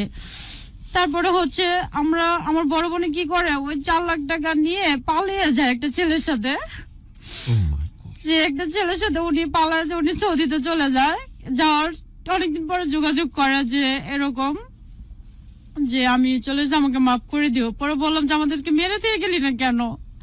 তারপর আমাদের কষ্টটা আবার শুরু হয়, কিন্তু তখন আমার ভাইয়া নাই। তারপরে হচ্ছে মানে আমাদের হাত একদম খালি, আমরা এখন দিনের না দিন খাই, একবেলা খাইতে পারলে আরেকবেলা খাইতে পারি না, এই অনেকদিন ধরে কষ্ট করতে। এই কিস্তিটাও নেওয়া হচ্ছে হলো গিয়ে অনেকদিন ম্যাচ শেষ হয়ে গেছে আর কি, প্রায় 9 মাস এরকম একটা ম্যাচ শেষ হয়ে গেছে। ম্যাচ শেষ হয়ে যাওয়ার পরে যে ওনার যে বাসুর, বড়াপুর যে বাসুর, উনিও কিন্তু এই টাকাটা দিছে, আর যে টাকাটা দিছে ওনারা আর কি চাকরি করে বেশি, ঠিক আছে। চাকরি করার পরে আমার বান্ধবী হলো গিয়া জাবিনদার, ওখানে জাবিনদার হলো আমার বোনের টাকাটা নিয়ে চলে যায়। তারপর আমাদের সংসারে অশান্তি, আমরা টাকার জন্য অনেক অপমান। আমার ছোট ভাই জেলও খাটে 2 মাস, ছোটটা এসএসসি পরীক্ষা দিয়েছে, 2 মাস জেল খাটে। জেল খাটার পর আমরা কোনো কিছু করতে পারি না, তারপর আমার ভাইকে অনেক মারধর করে ছেড়ে দেয়। তারপরে আমাকে প্রতিনিয়ত ডাকাডাকি করে, টাকার জন্য কবে দিবা, এসে আমরা বলতে পারি না যে কখন দিব, বলছি যে টাকা মারবো না, আপনার টাকা একদিন হলেও দিয়ে যাবো। এখন টোটাল আমরা 3.5 লাখ টাকা ঋণ আছি, যে কি বলবো, মানে এখন নির্যাতিত মানে কিভাবে যে টর্চার সহ্য করতে পারতেছি বলতে পারতেছি না। আমার বাবা এর ভিতরে 2 বার স্ট্রোক করছে এই টাকার কারণে, যে আমাদের সাথে মিল হওয়ার পরে টাকা নিয়ে অনেক চাপ সৃষ্টি এরকম হচ্ছে। তারপর আমার বাবা 2 বার স্ট্রোক করছে, 1 বার স্ট্রোক করছে ভালো, 2য় বার স্ট্রোক করার পরে ওনার এক সাইড চলে যায়। এখন আমাদের কাজ করার মধ্যে কেউ নাই, এখন আমার ছোট বোন আর আমি, আর আমার মার হাত ভাঙা, আমার মা আর কাজ করতে পারে না, মার হাতের গিরা বাঁধা, মায়ের কোনো বাড়ি কাজ করতে পারে না। না করার কারণে আমার ছোট বোনের বয়স হচ্ছে 16 বছর, ও কাজ করে, একটা হুঁশিয়ারিতে কাজ করতেছে, এখন ছোটখাটো 6,000 টাকা বেতন পায়।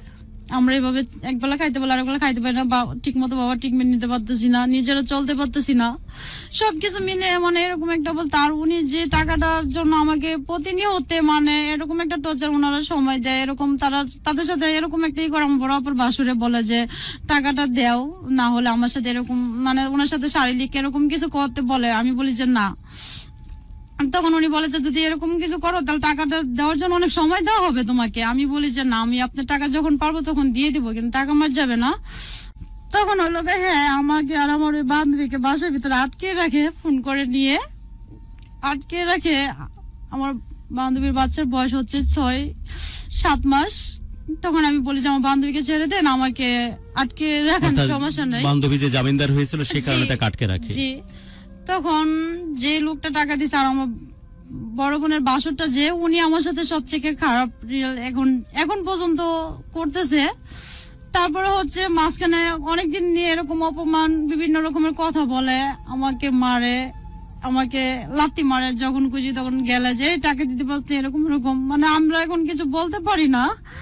তারপরে ওখানে যাওয়ার পরে আমাকে ঈদের রোজার ভিতরে কিন্তু 3 দিন আমাকে আটকে রাখে একটা রুমের ভিতরে। আটকে রাখার পরে আমি বলি যে দেখেন রোজার দিন আমি রোজা রাখতে চাই, আপনি আমাকে এরকম করেন, আপনি টাকা দিয়ে দিব। উনি বলে যে তুমি এই সত্যি রাজি হও তাহলে এরকম এরকম, আমি যে না আমার জীবন চলে গেল আমি এরকম করব না। কি করতে বলছে? ওনার সাথে শারীরিক সম্পর্ক করতে বলে। যে এটা বলার পরে আমি বলি যে না আমার জীবন চলে যাওয়ার পর আমি এরকম করব না। এই ছেলেটাকে যে এটা আমার বড় বোনের বাসুর, সে বলতেছে 3 দিন আটকায় রাখছে, রাখার পরে বলছে যে তুমি আমার সাথে শারীরিক যদি সম্পর্ক করো তাহলে ছাড়বো, না হলে ছাড়বো না। আরো সময় দেওয়া হবে কিন্তু টাকা মাফ হবে না, টাকা মাফ হবে না, সময়টা বাড়িয়ে দেবো, এই যে কিস্তির টাকা। জি।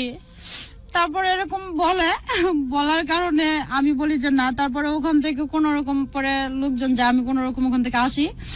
আসার পরে আবার কি করে এই 20 ঈদের পরে যে আমরা এই 19 তারিখে যাই, যাওয়ার না 18 তারিখে যাই, যাওয়ার পরে আমাকে আটকে রাখা আবার একটা রুমের ভিতরে। ওরাদের এমন একটা জায়গায় ভারী যে আশেপাশে চিল্লালে কেউ শুনবে না, আর আমাকে এমন একটা রুমের ভিতরে আটকেছে যে রুমের ভিতরে কিচ্ছু নাই, যে কি বলবো একটা টিন সিট বাড়িতে, চারো সাইডে শুধু পাগার, মানে কস্তুরি পানা ময়লা জায়গা, ওনাদের বাড়িটা এমন জায়গায় একটা জায়গায়। তারপর আমাকে আটকে রাখে ওই টাকার জন্য আমাকে অনেক মারধর করে, বলে যে তুমি আমাকে সুন্দর করে বলে যে দেখো ভালো থাকতে এরকম করো, আমি আসতেছি। তা আমি কি করি যে যখন উনি বের হয়ে যায় কথাটা বলে যে তুমি রেডি হও আমি আসতেছি, কিন্তু এখান থেকে পালাইতে পারবা না যত চেষ্টাই করো। পরে আমি বলি যে দেখেন আমি আপনার পায়ে পড়ি, আমার সাথে এরকম করেন না ভাইয়া, আপনি আমার বড় ভাইয়ের মতো। কিন্তু তোর কিসের বড় ভাই, টাকা দিবি সব মাপ, টাকা না দিলে এরকম এরকম আমাকে বিভিন্ন রকমের কথা বলে। যে তারপরে আপনার সাথে সেক্স করতে চায়। জি। তারপরে হচ্ছে এত বছর ভাই বোনদেরকে লেগে অনেক কষ্টে তারপরে হচ্ছে ওখানে যাই। ওখানে যাওয়ার পরে আমাকে আটকে রাখে উনি আসে আমাকে সময় আমি এখন ভিতরে চলে আসবো।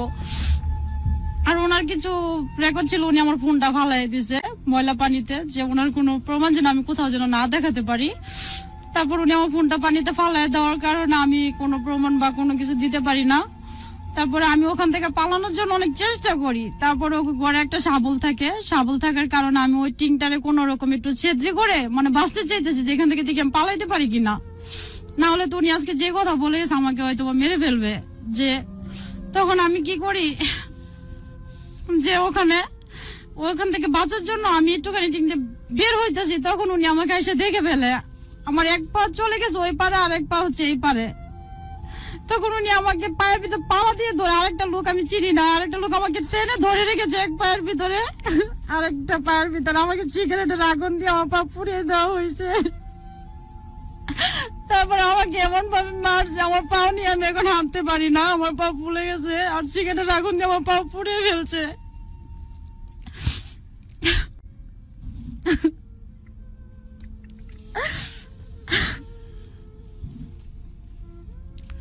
আমি যখন স্টুডিওতে হ্যাপি ঢুকছিল দেখলাম আমি ফেল করেছি, ঘোড়ায় ঘুরিয়ে হাঁটছিলাম, জিজ্ঞেস করলাম পায়ে কি, ও বলল ব্যথা। আমার পায়ে প্রচন্ড ব্যথা, মানে এমন ভাবে বাড়ি দিয়েছে লাঠি দিয়ে, আমার পায়ের মানে রক্ত মানে ফেটে গেছে এরকম, মানে ফুলে যে রক্ত বের হয়ে গেছে। তারপরে হচ্ছে সিগারেট যে ছিল সে সিগারেটের আগুন দিয়ে আমাকে, আমি যে কি জোরে জোরে কান্না করছি একমাত্র আল্লাহ পাকের জন্য। আমার পায়ের সিগারেটের পরে পরে আমার পা প্লাস্টার করা, এখন আমি হাঁটতে পারি না, আজকে কয়টা রাত ধরে ঘুমাতে পারি না, ঠিক মতো খেতে পারি না।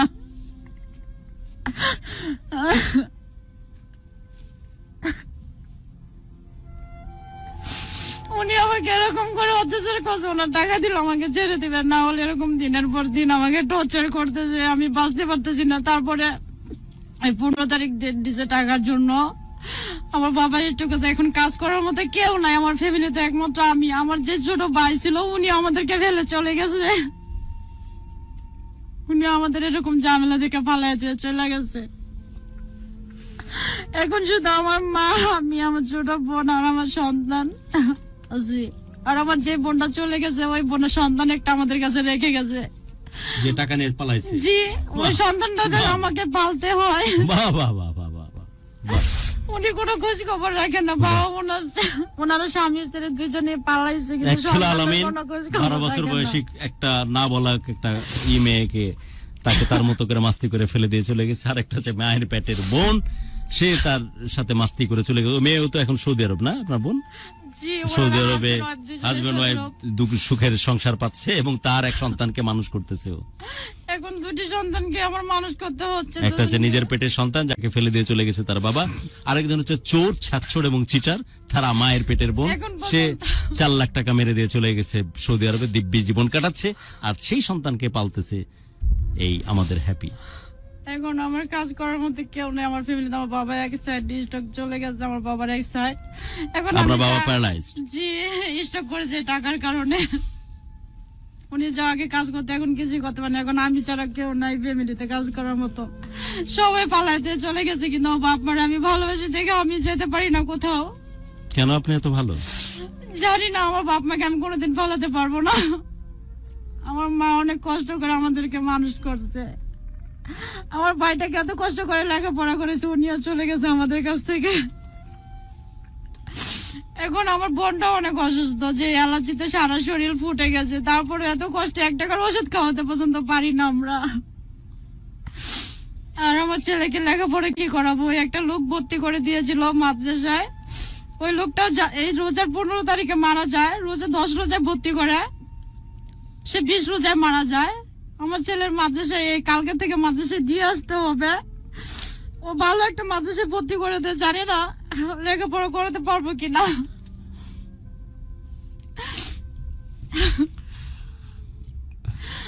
আর আমার কেমন ভাবে পুরানো হয়েছে আমার পাওটাকে, আমি কিছু করতে পারি না।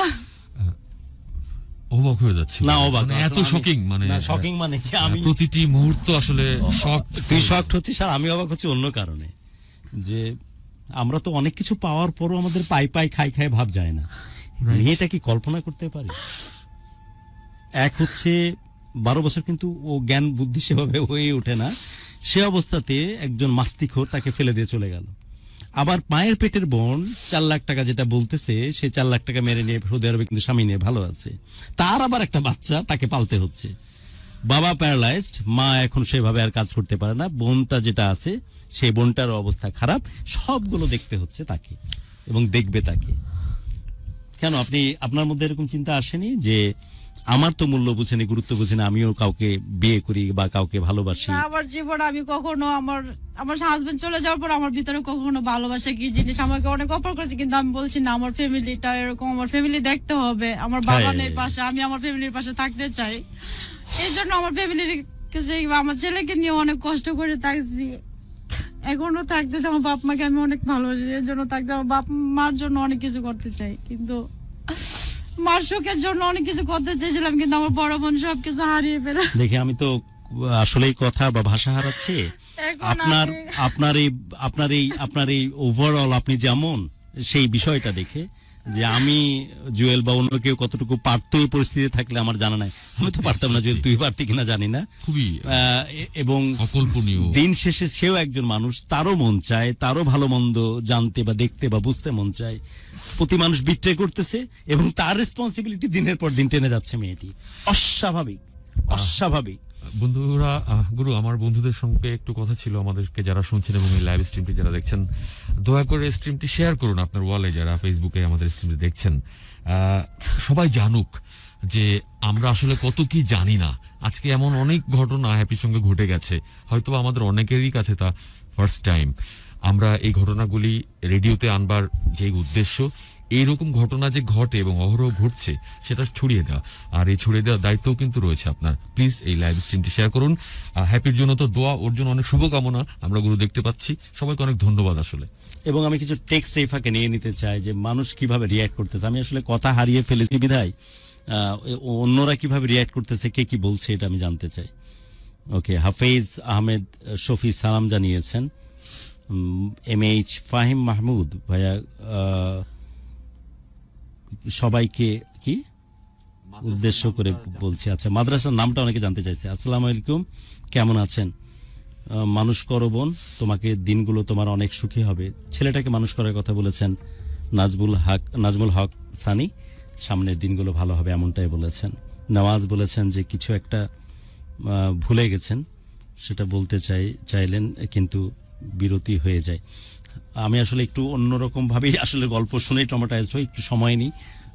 ছেলেটার বাড়ি কুষ্টিয়া কোথায় অনেকে জানতে চাচ্ছে, কারণ কুষ্টিয়া মেহেরপুর জেলায় বাউন্দি, গ্রামের নাম বাদিয়েপাড়া। তো শুনতেই পাচ্ছেন এবং অনেকে হয়তো জানতে চাচ্ছে, এই কারণে এই তথ্যটা হয়তো তার বাড়ি পর্যন্ত পৌঁছে দেওয়ার জন্য। আমার কাছে ওনার ওয়াইফের আর ওনার একটা ছবি আছে আমার কাছে। আপনাকে যে কষ্ট দিয়েছে অসম্ভব রকমের, আমরা এই ফাঁকে ওর বান্ধবী, আপনার বান্ধবীর জীবনটাও বললেন যে আপনার কারণে কষ্টে ভরে গেছে। সংসারটা এখন ভেঙে যাওয়ার মতো, যে টাকার নেওয়ার সংসারে অনেক, কারণ সে আপনার গ্যারান্টার হয়েছিল, যে কারণে ওর সংসারও ভাঙার উপক্রম। ওকেও চাপ দিচ্ছে যেহেতু আপনাকে 2 লাখ টাকা। হাজবেন্ডের সাথে ওর বাবা মা ফ্যামিলির সাথে অনেক টর্চার হচ্ছে। ওর 2টা সন্তান। আমি চাই না যে আমি যে রাস্তায় ভাবতে ও যেন এরকম কোনো কিছু না। আমরা আপনার বান্ধবীর সাথে একটু ফোনে কথা বলবো, এই ফাঁকে আরো কিছু টেক্সট নেই। ওকে, আমরা কিছু টেক্সট আরো নিয়ে আসি। গুরু, আপনাকে 3 বছর পর শুনছি। ঠিক আছে গুরু, কথাগুলো ঠিকই বলছেন, সুন্দর, চালিয়ে যান গুরু। আগে আমি আপনার লাইভ শুনতাম। আচ্ছা গুরু, কেমন আছেন? সত্যি কষ্টের, এই পরিবারের জন্য কিছু করেন, এই কথাটা অনেকেই বলবার চেষ্টা করছে। আমরা মানুষের জন্য কন্ট্রিবিউশন করা বা হেল্প করা, এই ধরনের প্রোগ্রাম তো প্রচুর করেছি, বাট আমরা সিদ্ধান্ত নিয়েছিলাম যে আবার একটু নির্দিষ্ট বিরতির পর আবার এ ধরনের হেল্প করার কাজ করব। কিন্তু এই মেয়েটির যে বর্ণনা, যে স্টোরি আমরা শুনছি, তাতে আমার কাছে মনে হয়েছে যে মেয়েটিকে যদি কোনোভাবে আমরা সম্মান এবং তার পাশে না দাঁড়াতে পারি, এর চাইতে ব্যর্থতার আর কিছু হতে পারে না। মানুষের জীবনে তো কষ্ট থাকে, কষ্টের ধরনগুলো আমাকে সত্যি পাগল করে দিয়েছে। যে 5 মাস, মাত্র 12 বছর বয়সী একটা মেয়ে, 5 মাসের সন্তান সম্ভবা, সেই অবস্থায় তার পেটে লাথি মেরে সন্তানকে নষ্ট করে দেওয়ার চেষ্টা, ফাইনালি তার হাত পা বেঁধে খাটের সাথে তার গলায় বিষ ঢেলে দেওয়া, দেন বাবা আর্লি এজ থেকে আরেকটা সংসার পেতে সেখান থেকে চলে যাওয়া, পরবর্তীতে অনেক কষ্টে আবার ঘুরে দাঁড়ানো, এই অবস্থাতে তার সবচেয়ে যোগ্য ভাই যে একজন কোরআনের হাফেজ, তার সেফটি ট্যাঙ্ক ব্লাস্টের কারণে মরে যাওয়া, বাট বিনিময়ে কোনো রকমের সাহায্য সহযোগিতা কিছুই না পাওয়া, দেন ফাইনালি সব পরিবার মিলে যারা ছিল তারা মিলে আবার 2 লাখ টাকা সংগ্রহ, 2 লাখ টাকা ধার, এই মিলে আবার নতুন করে একটা জায়গা, দেন মাথা গোজার একটা ব্যবস্থা। এই রকম একটা পরিস্থিতিতে আবার মায়ের পেটের বোন 4 লাখ টাকা নিয়ে উধাও হয়ে যাওয়া, তার নাগররে নিয়ে বা তার স্বামীকে নিয়ে সৌদি আরবে পালিয়ে যাওয়া, এই অবস্থাতে এই রকম একটা সিচুয়েশনে এবং বাচ্চাটাকে আবার রেখে যাওয়া এবং সেই বাচ্চাটাকে তারই আবার লালন পালন করা, মানে হাসবো না কাঁদবো, আমার কিছু বলার নাই। এবং ফাইনালি যে বাপ পালিয়ে চলে গেছিল মাস্তির সময় ফুরিয়ে গেছে, যখন শরীরের জোর কমে গেছে, স্ট্রোক হয়ে প্যারালাইজড হয়ে পড়ে আছে, সেই বাপটারে তাকেই দেখা এবং সেই মাকে দেখা। এবং আমি যখন জিজ্ঞেস করলাম যে সবাই সবার জিনিস বুঝতেছে, নিজের ভালোটা বুঝতেছে, আপনি আপনারটা বুঝলেন না কেন? আপনি কেন নতুন করে সংসার পাতা চিন্তা করেনি? বলছে যে আমি অনেকেই চেষ্টা করেছে, স্বাভাবিক, ও কিন্তু দেখতে অনেক সুন্দর, অভাব, কষ্ট আর অনটন আর চেহারার মধ্যে প্রলেপ ফেলে দিয়েছে। সামনে থেকে দেখলে বুঝতেন আসলেই সুন্দরী একটা মেয়ে, যে কারণে আলামের মতো ওই লোভী মানুষটা ওই 12 বছরের বাচ্চাটিকে পাওয়ার জন্য চেষ্টা করেছিল, ঘরে সংসারই করার জন্য না, মাস্তি করার জন্য, কারণ দেখতে শুনতে অনেক সুন্দরী মেয়েটি। এবং এই মেয়েটিকে ফাইনালি এই যখন জিজ্ঞেস করলাম যে সবাই সবার মতো মাস্তি খুঁজতেছে, নিজের জগৎ খুঁজে নিচ্ছে, আপনি কেন চেষ্টা করলেন না? সে বলছে যে অনেকেই চেষ্টা করেছে, চেয়েছে আমার সাথে হাত ধরে আমার সংসারে আসতে, কিন্তু আমি চাইনি, এই কারণে যে আমার বাবা মাকে আমাকে দেখতে হবে। একে সম্মান জানানোর, একে শ্রদ্ধা জানানোর ভাষা আমার জানা নেই। আমি সত্যি অনেক সম্মানিত বোধ করছি যে এমন একজন মানুষ আজ আমাদের স্টুডিওতে, আমাদের এই ঢাকা FM ভালোবাসার বাংলাদেশের আজকের এই স্টুডিওতে হাজির হয়েছে। অনেক শ্রদ্ধা জানায় মানুষটি, পৃথিবীর বহু মানুষের চাইতে, বহু বুদ্ধিজীবীর চাইতে এই মানুষটা আমাদের চাইতে অনেক মূল্যবান এবং অনেক গুরুত্বপূর্ণ। আমরা এই ফাঁকে ওর বান্ধবীকে একটু ফোনে নিব এবং সেই ফাঁকে এটাও বলে রাখি যে টাকা কালেকশনের কথা যেহেতু আমরা ক্যাটেগরিক্যালি বলেছিলাম যে নির্দিষ্ট একটা বিরতি নিচ্ছি, পরবর্তীতে হয়তো মানুষের প্রয়োজন আমরা পাশে দাঁড়াবো, বাট আমি আপনার কাছে অনুমতি নিয়ে নিব, যদি কেউ আপনার সাথে যোগাযোগ করতে চায় বা আপনার পরিবারের সাথে যোগাযোগ করতে চায়, এটার এরকম কোনো মাধ্যম আছে কি? আমরা নিজেরা কোনো কথা বলবো না, বাট কেউ যদি সহজ, অনেকেই কিন্তু হেল্পের জন্য বলতেছে, তারা যদি আপনার সাথে যোগাযোগ করতে চায়, এরকম কোনো মাধ্যম আছে কি আপনার? জি, আমি মাধ্যমটা তাহলে আপনার কাছ থেকে অনুষ্ঠানের শেষের দিকে একটু জেনে নিব। হ্যাঁ, কি মাধ্যমটা, কি phone number? G. Okay, but যে ফোন করবে আর যে ফোন ধরবে এটা কিন্তু আপনাদের দায়িত্ব, যে কার কাছ থেকে টাকা নিবেন বা নিবেন না। সবাই কিন্তু সঠিক উদ্দেশ্যে ভালো মন নিয়ে যে ফোন দেয় এটা ভাববার কোনো কারণ নাই, এটা তো বুঝতেই পারছেন। এটার জন্য তো আমরা কোনোভাবেই দায়ী না, রাইট? জি, ওকে, সবাই তো আরেক সমান হয় না। এক্স্যাক্টলি তাই, এটা আপনাকেই বুঝে নিতে হবে। আমরা একটু দেখছি যে হ্যাপির বান্ধবীকে একটু ফোনে নিতে পারি কিনা, এর ফাঁকে আরো তো একটা টেস্ট নিয়ে আপনার নেব। বান্ধবী নিশ্চয়ই শুনছেন আমাদেরকে, তো যদি শুনে থাকেন, কি নাম আপনার বান্ধবীর? নিপা। নিপা, আপনি যদি শুনে থাকেন না, অবশ্যই আমরা কয়েকটি নাম্বার দিয়ে আপনার ফোন নাম্বারে ফোন করেছি। আপনি ফোনটা দয়া করে রিসিভ করুন। একান্ত মানে বাধ্য হয়ে আসলে এই মুহূর্তে আমাদের হ্যাপি আপনাকে ফোন দিচ্ছে, দয়া করে এবার একটু ফোনটা রিসিভ করুন। ইব্রাহিম বলেছেন যে আমরা পাশে দাঁড়ানোর পাশে দাঁড়াতে চাই, এবং অনেকেই অনেক শ্রদ্ধা জানিয়েছে এই মেয়েটিকে ঘিরে। আমরা বলছি যে হ্যাঁ, আমরা যেহেতু এই ধরনের ডেডিকেটেড প্রোগ্রাম করি না, বাট হ্যাপির প্রয়োজনে আমরা তার নাম্বারটা আপনাদের কাছে দিয়ে দেবো, যে নাম্বার আপনারা যোগাযোগ করতে পারেন। এবং হ্যাপি অনুমতি দিয়েছে বিধায় আমরা নাম্বারটা বলছি। বাকিটা দায়িত্ব কিন্তু হ্যাপি আপনার, যে আপনি কার ফোন ধরবেন বা ধরবেন না, কার হেল্প নিবেন বা নিবেন না, এই যে জিনিসটা কিন্তু আপনাকে বুঝতে। আপনি কি আসলে নাম্বারটা দিতে চান, শেয়ার করতে চান? ওকে, আচ্ছা, এই বিষয়ে আমি একটু গুরুযুক্ত করতে চাই এই মুহূর্তেই, যেহেতু এই মুহূর্তে অনেকেই রয়েছেন যারা সত্যি সত্যি হ্যাপির পাশে দাঁড়াতে চান। যে কোনো সাপোর্ট আমাদের ফেসবুক পেজে ইনবক্সে সেটা জানাবেন এবং সেটা বিস্তারিত লিখে দিবেন। আমরা প্রয়োজনে ওর সঙ্গে যোগাযোগের মাধ্যম ওখানে আমরা রিপ্লাই দিয়ে দিব। আমরা কিন্তু অনুষ্ঠানে ওর সঙ্গে যোগাযোগের মাধ্যম আমরা দিতে পারছি না, ওর ফোন নাম্বার অথবা ওর ঠিকানা। আমাদের ঢাকা এফএম এর যে ফেসবুক পেজটি রয়েছে সেখানে কমেন্টস বক্সে যদি ইনবক্সে মেসেজে ইনবক্সে যেটা আর কেউ দেখবে না, আপনি কেউ যদি ওকে হেল্প করতে চান ইনবক্সে আপনি এটা লিখে জানাবেন। আমরা এখানে রিপ্লাইতে ওর সঙ্গে যোগাযোগের ব্যবস্থা আমরা ওর কাছ থেকে জেনে নিই, আরো বিস্তারিত জানাবো। এবং যেহেতু এখানে একটু ইকোনমিক্যাল ইস্যু রয়েছে, ঠিক আছে, আমি জিনিসটা মাথায় ছিল। আমাদের ইচ্ছা ছিল যে এইসব ডোনেশন প্রোগ্রাম আমরা হয়তো পরবর্তীতে নিয়ে আসবো, কিন্তু আজকে কোনোভাবেই থামতে পারতেছি না আমি এর কষ্ট এবং দুঃখ এবং এই ব্যাপারগুলো দেখে।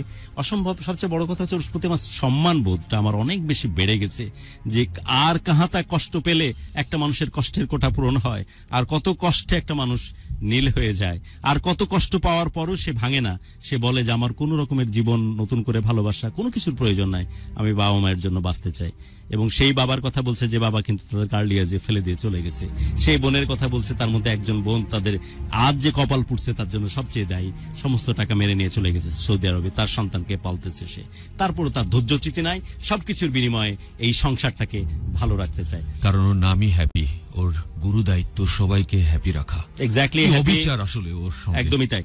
আমি একটু, যেহেতু জুয়েল বললো একটু ধরিয়ে দিল, আমি হয়তো একটু আবেগ ঘন হয়েই আমি বলছিলাম যে নাম্বারটা থ্রো করে দিই, বাট নাম্বারটা থ্রো করে দেওয়াটা আসলে অন ইয়ার কোনোভাবেই যৌক্তিক না, এটাও সত্য কথা। বাট আপনারা হেল্প করতে চাইলে আপনাদের কমিউনিকেশন গুলো আমাদের ফেসবুক কমেন্টস অথবা ফেসবুক মেসেজে জানান। আমি তোমার কাছে একটু রিকোয়েস্ট করবো, স্পেশালি বারোই প্রডিউসার দুইজনেকে অনুরোধ করবো যে নাম্বারগুলো কমিউনিকেট করে সাথে সাথে যেন একটু হ্যাপির সাথে একটু কমিউনিকেট করিয়ে দেওয়া হয়, রাইট? ওকে, আমরা ওইভাবেই যদি কোনো রকম কেউ হেল্প করতে চায় সাথে সাথে আপনার সাথে এটা কমিউনিকেট করিয়ে দিব। ঠিক আছে হ্যাপি? ওকে, আমরা ওর বান্ধবীকে যদি পাই ফোনে নিব, তার আগে কিছু টেক্সট আমরা নিয়ে নিই। পাচ্ছি না বোধহয়, মনে হয় ঘুমিয়ে গেছে। হতে পারে, আমরা দেখি। নাইম হোসেন লিখেছেন গুরু হ্যাপির পাশে দাঁড়ানোর জন্য সবাই বলতেছে। গুরু হ্যাপি পুর বড় বোনের ভাসুরকে পুলিশের হাতে ধরিয়ে দেওয়া যায় কিনা।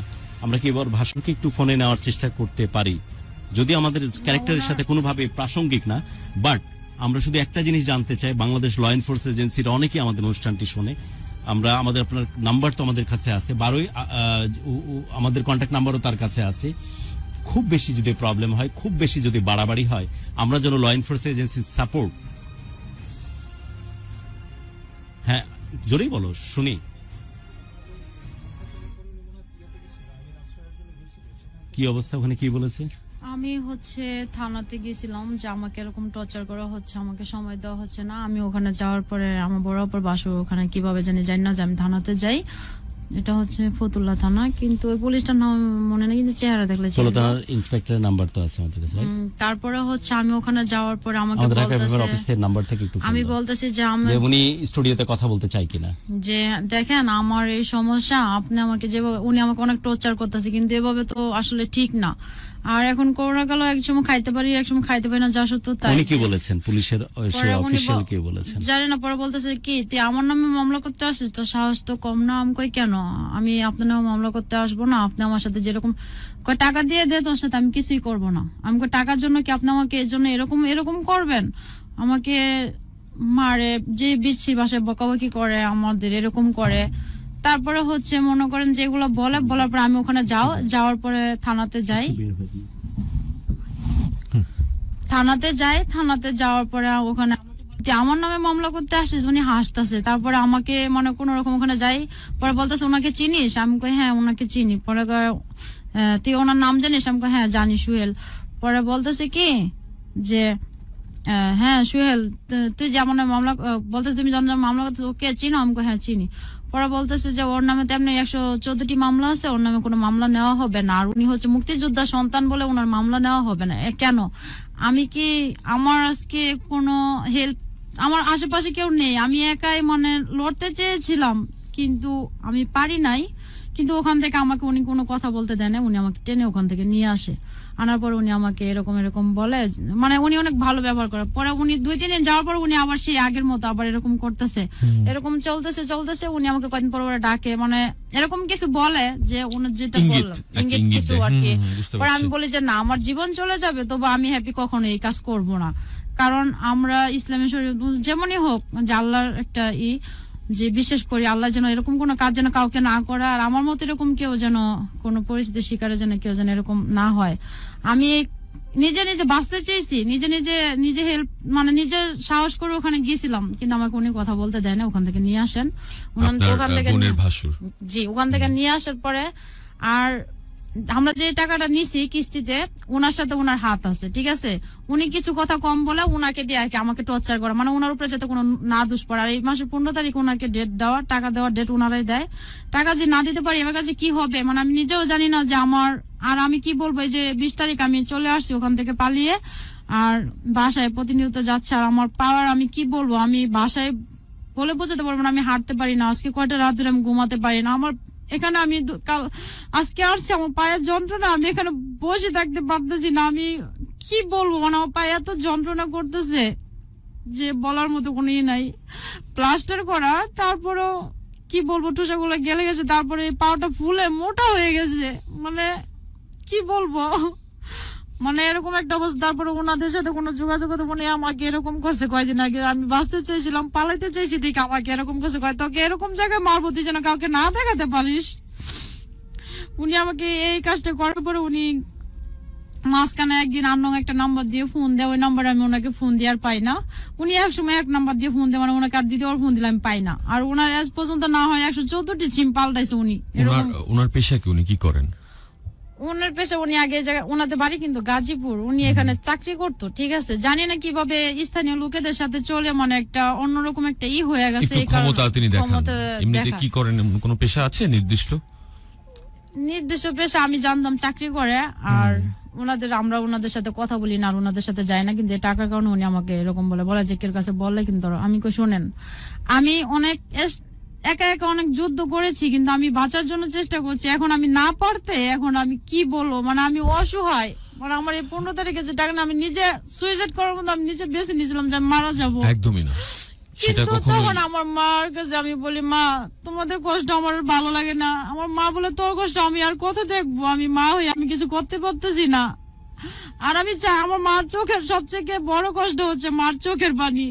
আমি যখন আমার মার চোখের পানি দেখি তখন আমার ভিতর থেকে মনে হয় আমার হৃদয়টা ছিঁড়ে আমার মায়ের জন্য আমি কিছু করি, কিন্তু আমি কিছু করতে পারতেছি না। আর আমার মাকে আমি এই ঠোসাগুলা দেখাই নাই, শুধু বাড়িগুলা দেখাইছি। মা আমাকে এভাবে বাড়ি দিছে।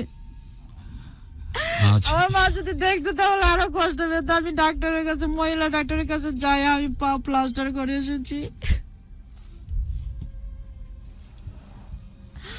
আমার প্লাস্টার এখন খোলা হবে 30 তারিখে বলছে, আবার একটা ড্রেসিং করার পর না হলে ইনফেকশন হবে জায়গা, এরকম ভাবে একটা করছে। আমার পাও ফুলে গেছে, আমি হাঁটতে পর্যন্ত পারি না।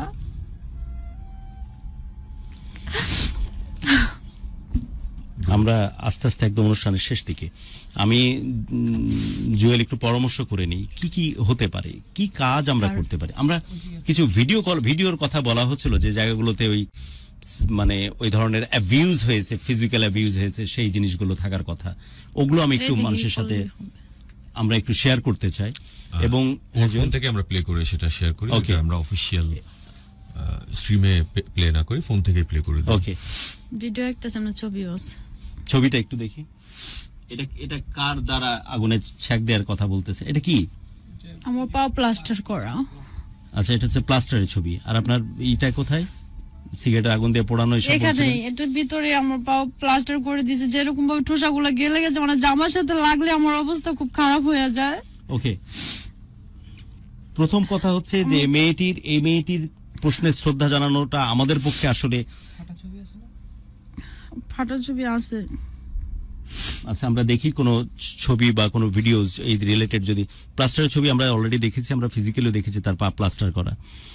আর একটা অনুরোধ শুধু এখান থেকে করার আছে বাংলাদেশ ল এনফোর্সমেন্ট এজেন্সির কাছে। আপনারা জানেন যে বাংলাদেশ পুলিশের সাথে সব সময় আমরা যোগপোধভাবে অনেকগুলো কাজ করার সুযোগ এবং কাজ করতে পছন্দ করি আমরা। ইনফ্যাক্ট গত প্রোগ্রামের আগের প্রোগ্রামে বাংলাদেশ পুলিশেরই একজন সার্জেন্ট আমাদের এই স্টুডিওতে আসছিলেন, সাদ্দাম, যে সাদ্দাম মানবিক পুলিশের একজন রিপ্রেজেন্ট হিসেবে এখানে প্রোগ্রামে আসছিলেন। And we are really fortunate যে এখন আমাদের যিনি কারেন্ট আইজি মিস্টার বেনজির, তিনি কিন্তু আমাদের এই স্টুডিওতে বেশ কয়েকবার প্রোগ্রামে এসেছেন। তার সাথে আমরা ডিএমপি কমিশনার থাকা অবস্থায় কমলাপুরে যখন আমরা প্রোগ্রাম কমিউনিকেট করি, সেই সময়ও এই সিগারেট দিয়ে পোড়ানোর ছবি এগুলো, রাইট? এটা ভারী দিয়ে আমার পা ফাটায় ফেলেছে। ও এগুলো হচ্ছে যে ওই যে লাঠি দিয়ে যে কথাটা বলছিল, লাঠি দিয়ে পা ফাটানোর সময় ভারী দিছিল আমাকে। এই যে পা ফাটানোর সময় যে রক্ত ফেটে ফেটে রক্ত বের হচ্ছে সেই ছবিটার কথা, এবং সিগারেটে পোড়ানোর ছবি এবং সবগুলো সহ সেগুলো প্লাস্টার করে এটা দেখানো হচ্ছিল। এনিওয়ে এই হচ্ছে অবস্থা। বাট আমরা যাদের উদ্দেশ্যে কথাগুলো বলা হচ্ছে তাদের যদি কোনো বক্তব্য থাকে, কারণ এই মিডিয়ার কোনোভাবে এখতিয়ার নাই যে একতরফাভাবে কোনো কথা রিপ্রেজেন্ট করার, কথা বলার অধিকার রাখে কার? আলামিন নাম ওর, রাইট? না রুহুল আমিন? আলামিন কথা বলতে পারে। আলামিন যদি কথা বলতে চান, হ্যাঁ আমরা ওই ক্ষতটা দেখছি যেখানে বলছিল যে লাঠি দিয়ে পিটিয়ে আর রক্তর মতো লাঠির সাথে রক্ত উঠে এসেছে, সেই দৃশ্যটা দেখতেছেন। গোটা পাতার প্লাস্টার করা এবং সেখানে সিগারেটের ছ্যাঁকাগুলো দেওয়া হয়েছে। আমি সেই ফাঁকে আরেকটা জিনিস বলতে চাই যে অধিকার আছে সবারই মিডিয়াতে সমানভাবে অ্যাক্সেস নেওয়ার। আলামিন যদি আপনি কোনোভাবে কথা বলতে চান, আমি আলামিন বলতে তার স্বামীর কথা বলছি, যে সৌদি আরবে চলে গেছে বিয়ে করার পর তাকে ফেলে দিয়ে। আমি কথা বলতে চাচ্ছি যে তার বড় বোনের ভাসুর, যার সম্বন্ধে কথা বলেছে সে, এবং যে অত্যাচার করেছে, যে তাকে খারাপ প্রস্তাব দিয়েছে, এই ধরনের কথা আমরা হ্যাপির কাছ থেকে শুনছিলাম। যদি তার কিছু বলার থাকে আমাদের সাথে আপনারা কমিউনিকেট করতে পারেন। আমরা আপনাকে নির্দিষ্ট কোনো একটা প্রোগ্রামে আপনাকে সুযোগ করে দিব আপনার কথা বলার, যদি আপনি আপনার পক্ষ থেকে কোনো কিছু বলতে চান। আর যে কথাগুলো হ্যাপি বলছে সেই কথাগুলো যদি সত্য হয়ে থাকে, এর প্রেক্ষিতে শুধু আমার একটা কথাই বলা আছে, বাংলাদেশ পুলিশের প্রসঙ্গে বলতেছিলাম, তাদের সাথে আমাদের যুগপথভাবে অনেক কাজ করার দারুণ এক্সপিরিয়েন্স আছে। আমরা ভরসা পাই, আমরা সাহস পাই, আমরা বিশ্বাস করতে পছন্দ করি যে বাংলাদেশ পুলিশকে যদি কোনো আহ্বান করি তারা কোনোভাবে আমাদেরকে বিফল করবে না। আজকে হাজারো লক্ষ মানুষের কাছে কিন্তু আস্তে আস্তে পৌঁছে যাবে এই ভিডিও স্ট্রিমিং এর থ্রু দিয়ে এই প্রোগ্রাম। হ্যাপির বায়োগ্রাফি হয়ে থাকবে এই প্রোগ্রাম, দেশ এবং দেশের বাইরে মানুষের কাছে পৌঁছে যাবে এই প্রোগ্রাম। সে যেভাবে টর্চার্ড হচ্ছে, যে ব্যাখ্যা, যে বর্ণনা আমরা শুনেছি, তা যদি সত্য হয়ে থাকে, প্লিজ আমাদেরকে অনুরোধ করব, কনসার্ন থানা যারা আছে ফতুল্লার আন্ডারে, রাইট, এবং সেই ফতুল্লা থানা আন্ডারে যিনি কর্তব্যরত অফিসার আছেন এবং অফকোর্স ওই দায়িত্বে যারা আছেন ল এনফোর্সমেন্ট এজেন্সি, তাদের কাছে অনুরোধ করব যে প্লিজ এটাকে ফেয়ারলি ইনভেস্টিগেট করে দেখা হোক। এবং করোনাকালীন সময়, প্যান্ডেমিকের সময় স্বয়ং প্রাইম মিনিস্টার থেকে সবাই কিন্তু এখন অনেক বেশি সিম্পেথাইজ, যাতে করে যারা কিস্তির জন্য টাকা পায় তারা যেন কোনো পিড়াপিড়ি না করে, কোনো রকম জোর জবরদস্তি না করে। এটা কিন্তু নিয়ম হিসাবে আসছে, এরকম একটা প্রজ্ঞাপনও ছিল আমি যতদূর মনে করতে পারি। সো এই অবস্থাতে তাকে ঘরবন্দি করে তাকে আটকে রেখে মারধর করা, অথবা যেমনটা সে বলছিল যে তাকে সেক্সুয়ালি হ্যারেজ করা, সেটার অধিকার কোনোভাবেই কেউ রাখে না। যদি এমন কিছু হয়ে থাকে এবং এই ঘটনা যদি পুনরাবৃত্তি চলতে থাকে, আমি অনুরোধ করব কনসার্ন থানার অফিসিয়ালদেরকে যে প্লিজ আপনারা একটু জিনিসটাকে দেখুন, এটাকে একটু রিভিউ করুন এবং এটাতে একটা ভূমিকা রাখুন, যাতে করে এই পরিস্থিতি থেকে মেয়েটি, এই অভাগী মেয়েটি, এই দুঃখে থাকা মেয়েটি মুক্তি পায়, পরিত্রাণ পায়। এবং এই ঘটনাটা যদি আমরা দেখতে পাই, হ্যাপির মাধ্যমে জানতে পারি। অফকোর্স বাংলাদেশ পুলিশের যাদের থ্রু দিয়ে এই কাজগুলো হবে তাদেরকে আমরা রিপ্রেজেন্ট করতে চাই অনুষ্ঠানে, সামনে কোনো প্রোগ্রামে। এই অনুরোধ রাখতেছি ল এনফোর্সমেন্ট এজেন্সির কাছে এবং এই অনুরোধ রাখতেছি আপনাদের কাছে, যারা এই অসম্ভব কষ্টে থাকা মেয়েটির পাশে দাঁড়াতে চান। যেমনটা জুয়েল বলছিল, আপনারা কমেন্টস করুন কমেন্ট সেকশনে, অ্যান্ড অফকোর্স আপনার চাইলে আপনার টেক্সট করুন। আমরা এই তথ্যগুলো সরাসরি হ্যাপির কাছে পৌঁছে দিব যারা আপনারা হেল্প করতে চান। রাইট, তাদেরকে আমরা রিপ্লাইতে হ্যাপির সঙ্গে যোগাযোগের মাধ্যমগুলি জানিয়ে দিব। আর বাকিটা হ্যাপির উপরেই থাকবে দায়বদ্ধতা, যে হ্যাপি কিভাবে তাদের সঙ্গে কমিউনিকেট করবে। দ্বিতীয়ত আমাদের হোয়াটসঅ্যাপ নাম্বার রয়েছে, এখানেও যোগাযোগ করতে পারেন। আর যারা সত্যিকার অর্থেই হ্যাপিকে হেল্প করতে চান তারাই আসলে আমাদেরকে মেসেজে, আমি দেখতে পাচ্ছি অনেক অনেক SMS, কিন্তু আসলে হয়তোবা অনেককেই আজকের পরে সকালে হয়তোবা নাও পেতে পারি আমরা, তবে আমরা আশাবাদী আজকে সত্যি সত্যি যারা হ্যাপিকে হেল্প করতে চান আমাদেরকে ঢাকা এফএম এর যে স্ট্রিমটি আপনি দেখছেন এই পেজের ইনবক্সে হ্যাপিকে হেল্প করতে চান এটা লিখে একটা SMS পাঠালে চলবে, আমরা রিপ্লাইতে হ্যাপির ডিটেইল আপনাকে পোস্ট করে দিচ্ছি। আমি জুয়েল রিকোয়েস্ট করবো যে producer to you and of course your team, সবাই মিলে যদি আমরা একটু ওই জিনিসগুলোকে টেক কেয়ার করি, কোন কোন কমেন্টস এবং ফেসবুকের থ্রু দিয়ে কেউ হেল্প করতেছে, হয়তো আজকে সারাটাই হ্যাপির জন্য আমার কাটবে। খুব ভালো হয় যদি এই যতটা টেক্সট পাবো যাই পাবো তাদেরকে ইন্ডিভিজুয়ালি হ্যাপির বিকাশ নাম্বারটা দিয়ে দিলেই তো হলো, রাইট? অথবা মোবাইল ব্যাংকিং এর যে কোনো একটা মাধ্যম, আমার ব্যাংকের বিকাশ অ্যাকাউন্ট আছে, বিকাশ নাম্বার আছে। আমরা এটাও দেখতে যারা পাচ্ছি যে হেল্প করতে ফতুল্লা থানার আশপাশে যারা বসবাস করে তারাও আপনাকে হেল্প করতে চাইছে, হয়তোবা তারা অর্থ দিয়ে হেল্প করবে না, অন্যান্য দিক দিয়ে হেল্প করবে। তো সব ধরনের হেল্পই কিন্তু আপনি পাবেন, বাকিটা আপনি বিকাশ নাম্বার আমাদেরকে এই ফোনে অন ইয়ারে বলাটা ঠিক হবে না, কারণ অনেকে প্রচুর ফোন করে অ্যাকচুয়ালি, বাট আপনি অনুমতি দিচ্ছেন যে যারা টেক্সট করতেছে বা কমেন্টস করতেছে তাদেরকে আপনার নাম্বারটা দেওয়া যাবে, বিকাশ নাম্বারটা, তাই তো? আপনি অনুমতি দিলেন। SMS ও জানাতে পারেন যারা আগ্রহী, 16260 এই নাম্বারে SMS এ জানাবেন। আর কি শুনি বলো, এখন প্রোগ্রাম আমাদের শেষ, ওর পারপাজে কিছু করতে পারি কিনা তাই। এরকম অনেক কমেন্ট আমাদের আছে যারা ফেসবুকে কানেক্টেড না, রেডিওতে শুনছেন, সবগুলোকে আমরা টেক্সট করে দিব। গুরু, আমি যেহেতু যারা রেডিওতে শুনছেন তারাও যদি চান আমাদের হ্যাপির জন্য কিছু করতে অথবা ওর পাশে দাঁড়াতে, দোয়া তো করবেনই, এর বাইরে যারা SMS পাঠাতে চান, মানে ফেসবুক অ্যাক্সেস করতে পারছেন না এই মুহূর্তে, তারা SMS এ লিখে জানান সেটা আপনি হেল্প করতে চান। SMS এ আপনার নাম, আপনার নাম্বার আর হ্যাপির নামটি উল্লেখ করে দিবেন। আর SMS টি পাঠাবেন 16260 এই নাম্বারে, 16260 এই নাম্বারে।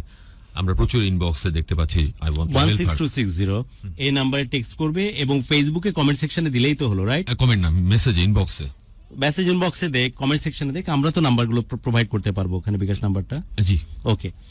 আচ্ছা, বেটার হয় যে মেসেজ দিলে, কমেন্ট সেকশনে দিলে তো আসলে ওটা ওপেন হয়ে গেল, বাট যেখানেই দেন আপনারা শুধু জানান দেন, আমরা আপনাকে টেক্সট করে জানাই। মন থেকে যদি সত্যি আপনি হেল্প করতে চান অবশ্যই আপনার দোয়া এবং আপনার সহযোগিতা করার জন্য কিন্তু কোনো নাম্বারের সংখ্যার প্রয়োজন নাই, রাইট? কোনো টাকার প্রয়োজন নাই, আপনার যা মনে হয় আপনি ওকে হেল্প করতে পারেন, কারণ ভালো নাই ওর জন্য 5 টাকাও যা 500 টাকাও যাও যাই দিবেন ওর জন্য অনেক অনেক বড় ব্যাপার এটা। আমি এখন প্রোগ্রাম শেষ করে ওর হাতে সামান্য একটা কিছু তুলে দিব, আর আপনি চিন্তা করছেন দিব কি দিব না, এত টাকা দেওয়া ঠিক হবে কি না হবে, কম হলে, যা ইচ্ছা 5 থেকে 500 যা ইচ্ছা আপনি করতে পারেন। আমরা যেহেতু কন্ট্রিবিউশন প্রোগ্রাম করি না, করছি না, আপাতত একটু গ্যাপ নিচ্ছি বিধায় এত ডেডিকেটলি বলছি না আমি, বাট আমার মন ছটফট করতেছে যে মেয়েটা যদি কোনো না কোনোভাবে হেল্প পায়। আরেকবার অনুরোধ করতেছি ফতুল্লা থানার কনসার্ন ল এনফোর্সমেন্ট এজেন্সির কাছে যে প্লিজ বাংলাদেশ পুলিশের সাথে আমাদের যে এক্সপিরিয়েন্স সেটি সত্যি অনেক গর্বের এক্সপিরিয়েন্স। আমি বারবার বলছিলাম যে আইজিপি মিস্টার বেনজিরের সাথে আমাদের সুযোগ হয়েছে স্টেজ ফেয়ার শেয়ার করার, এই স্টুডিও শেয়ার করার কয়েকবার, এবং তার নেতৃত্বে গর্বের সাথে এগিয়ে যাচ্ছে বাংলাদেশ পুলিশ। এবং যারা কনসার্ন রেসপন্সিবল যারা আছেন এই হ্যাপির এই ব্যাপারটাকে একটু সহানুভূতি দৃষ্টিতে দেখবেন, একটু ফেয়ারলি দেখবেন। করোনাকালীন সময়ে সে যে ধারটা নিয়েছে, যে পরিমাণ টাকা, সেটা কোনোভাবেই এখন পারতেছে না করতে, সেটাকে কিভাবে ম্যানেজ করা যায়, ওর জন্য কিভাবে এটাকে সহনীয় করে রাখা যায়, এবং কেউ যেন তারপর ওইভাবে অত্যাচার করতে, কেউ তো ফিজিক্যাল টর্চার করতে পারে না এটার জন্য, রাইট? সো এটা যেন না হয় এবং সেই ব্যাপারটা দেখতে ভূমিকা যদি যোগ করতে চাই, যে অফিসারটি হ্যাপির কথা যদি সত্যি হয়ে থাকে, যে অফিসারটি বলেছেন যে ওর ভাসুর তাকে কিছু বলা যাবে না, এর কারণ হচ্ছে উনি একজন মুক্তিযোদ্ধার সন্তান। দয়া করে আপনাদের কাছ থেকে আমরা এই ধরনের কথা শুনতে চাই না। এটা আমি একজন বীর মুক্তিযোদ্ধার সন্তান, আমি নিজে লজ্জিত বোধ করছি, এবং আমাদের মুক্তিযুদ্ধ এবং আমাদের বীর মুক্তিযোদ্ধাদেরকে অপমান করা হয়েছে। যে অফিসারটি হ্যাপিকে এই ধরনের উদাহরণ দিয়েছেন যে ওই নরপশুটি একজন মুক্তিযোদ্ধার সন্তান বলে তাকে কিছু না, আমরা এটা এমনটা আসলে বিশ্বাস করতেই চাই না, এবং কোন অফিসিয়াল এভাবে বলতে পারে সেটাও বিশ্বাস করতে আমাদের কষ্ট হয়। আমরা চাই কারণ আমাদের হ্যাঁ হোক, একদমই তাই, এটা আমরা চাই না। কারণ বাংলাদেশের যে মুক্তিযুদ্ধের চেতনা শব্দটা অনেক চর্চিত এবং অনেক বেশি চর্চিত একটা শব্দ, তো সেটা ইনফ্যাক্ট আমি তার চেয়ে আমি বলতে চাই মুক্তিযুদ্ধের স্পিরিটের সাথে কোনোভাবেই যায় না। যে কোনো খারাপ কাজ নিয়ে মুক্তিযুদ্ধের সন্তান নিয়ে আদলে যদি কেউ পার পাওয়ার চেষ্টা করে, আমি অনুরোধ করতেছি, বারবার অনুরোধ করতেছি স্পেশালি ল এনফোর্স এজেন্সির কাছে যে প্লিজ আপনারা আপনাদের পক্ষ থেকে সে সাপোর্টটা দেন, সেই সাপোর্ট সিস্টেমটাই মানুষটির পাশে থাকুক। চিন্তা করা যায়, আপনি শুধু কল্পনা করুন, আমি যেমন আমার চোখে পানি রাখতে পারিনি, আমি আমার বাচ্চার জায়গায় যখন ভাবতেছিলাম 12 বছর বয়সে একটা মেয়ে, তাকে ফুসলায়, তারে আরে বেটা তুই বিয়ে করা, তারপর 5 মাস বা 12 বছর 5 মাসের মাথায় তার সন্তান সম্ভব হওয়া, লাথি মারা, ওকে বেঁধে ওর গলার মধ্যে বিষ ঢেলে দেওয়া। একটা ভাই ছিল, সেটাও হাফেজ, যে মারা গেছে সেফটি ট্যাঙ্ক ব্লাস্টে, সে কোনো রকমের হেল্প পায়নি। ছোটবেলা থেকে বাপটা মানে থেকেও নাই, যেহেতু আরেকটি সংসার পাচ্ছে বিধায় সে তাদেরকে দেখেনি। কিন্তু এই মেয়েটির যত কষ্ট আসছে সব অ্যাবজর্ব করতেছে এবং সে সলিউশনের চেষ্টা করতেছে। আবার ঘুরে দাঁড়ানোর চেষ্টা, ফাইনালি 2 লাখ টাকা কষ্ট করে উপার্জন, 2 লাখ টাকা লোন, 4 লাখ টাকা নিয়ে ভেগে যায় তারই মায়ের পেটের বড় বোন। এবং তারা দিব্যি ভালো আছে স্বামী স্ত্রী নিয়ে, সৌদি আরবে মাস্তি করতেছে, আর এখানে বেচারি তারই একটা সন্তানরে পালতেছে, সাথে তার নিজের সন্তানকে তো বটেই, সেই সাথে বাবা মাকে পালতেছে, সেই বাবাকেও পালতেছে যে এখন প্যারালাইজ, যে যখন গায়ে জোর ছিল তখন তাদেরকে ফেলে দিয়ে অন্য সংসারে তার সময় দিয়েছে। আমি যখন বলছি যে আপনি নতুন করে কেন শুরু করলেন না জীবন, আর কত কষ্ট সহ্য করবেন, আর কত কষ্ট পেলে একটা মানুষের কষ্টের কোঠা পূরণ হয়, আর কত কষ্ট পেলে কষ্টের রং যে নীল সেই রং দেখা যায়, আর কষ্ট কত পাবেন আপনি। সে বলতেছে যে আমি আরো কষ্ট করতেছি আমার বাপ মায়ের জন্য, আমি নিজের জীবনের জন্য আজ পর্যন্ত সেই যে কষ্ট পাওয়া শুরু করেছি জ্ঞান হওয়ার পর থেকে, 23-24 চলে বয়স আমার, আমি এখন পর্যন্ত নিজের জন্য একটাবারের জন্য ভাবিনি। বহু কষ্ট করলে, বহু সাধনা করলে, বহু জন্মের ফসল এরকম মেয়েকে কেউ পেটে ধরে। নারীত্বের যে শ্রেষ্ঠত্ব এসব মেয়ের হাত ধরে মাঝে মাঝে পৃথিবীতে দেখা যায়। আল্লাহ রাব্বুল আলামিন তুমি দেখতেছো, এই পৃথিবীতে সে পুরস্কার পাবে না, দ্যাটস ফর শিওর। আশপাশে অনেক পিশাচ তাকে ঘিরে রেখেছে। মাবুদরে, তোমার ঘরে যে যখন যাবে, পৃথিবীর সবচেয়ে মানে জান্নাতের সবচেয়ে বড় মাকাম তাকে দান করো। সবাইকে সাথে নিয়ে প্রার্থনা করতেছে মেয়েটির জন্য। আর যদি পারো মাবুদ, তার জীবনটাকে একটু সহজ করে দাও। যারা হেল্প করতে চান যত টাকায় পারেন করেন, প্রাণ খুলে করেন, আল্লাহ ভালো করবে আপনাদের। আমিও করতেছি, আমি জাস্ট অনুষ্ঠানটা শেষ করি, অল্প কিছু আমার যতটুকু ক্ষমতা করলে আমি ওর হাতে দিয়ে দেবো। প্লিজ আপনারা করেন সবাই মিলে। মেয়েটির মেসেজ করেন আপনারা 16260 এই নাম্বারে, এবং চাইলে আপনারা ফেসবুকে মেসেজ দেন। এবং যখন এসএমএস করবেন অবশ্যই নিজের নাম্বারটি আমাদেরকে লিখে পাঠাবেন, আমরা আপনাকে পরবর্তীতে ফোন করে, যারা এসএমএস করছেন ফোন করে আপনাদেরকে ওর নাম্বারটি প্রোভাইড করব। নো ইস্যু, আপনি শুধু নাম্বার দেন, আমরা আপনাকে টেক্সট করে দিব। এবং অবশ্যই আপনার নাম এবং আপনি হ্যাপিকে হেল্প করতে চান এটা উল্লেখ করবেন, কারণ আমাদের কাছে হাজার হাজার এসএমএস আসে। হ্যাঁ, আমরা জাস্ট টেক্সট করে দেব, ওর বিকাশ নাম্বারটা টেক্সট করে দেব। সো এইজন্য একটু আপনি পরিষ্কার করে এখনই জানিয়ে দেন, পরে আপনার হয়তো সকাল হলে আরেক পৃথিবী নিয়ে সবাই হয়তো সকাল শুরু করবে, তখন হয়তো মনে থাকবে না। জানান দেন, আমরা সবাইকে টেক্সট করে দেবো। এই কথা তো দিতে পারি জুয়েল? অবশ্যই। আপনার মহামান্য টিম মেম্বার যারা আছে সবাইকে নিয়ে দিতে পারি, একটা মেসেজও বাদ যাবে না, রাইট? ইনশাআল্লাহ। ওকে, আর বিকাশ নাম্বারটা আমরা নিয়ে নিচ্ছি। আপনি তো অনুমতি দিলেন, রাইট? ওকে, অনুষ্ঠান শেষ করছি। কিছু বলবেন শেষ মুহূর্তে?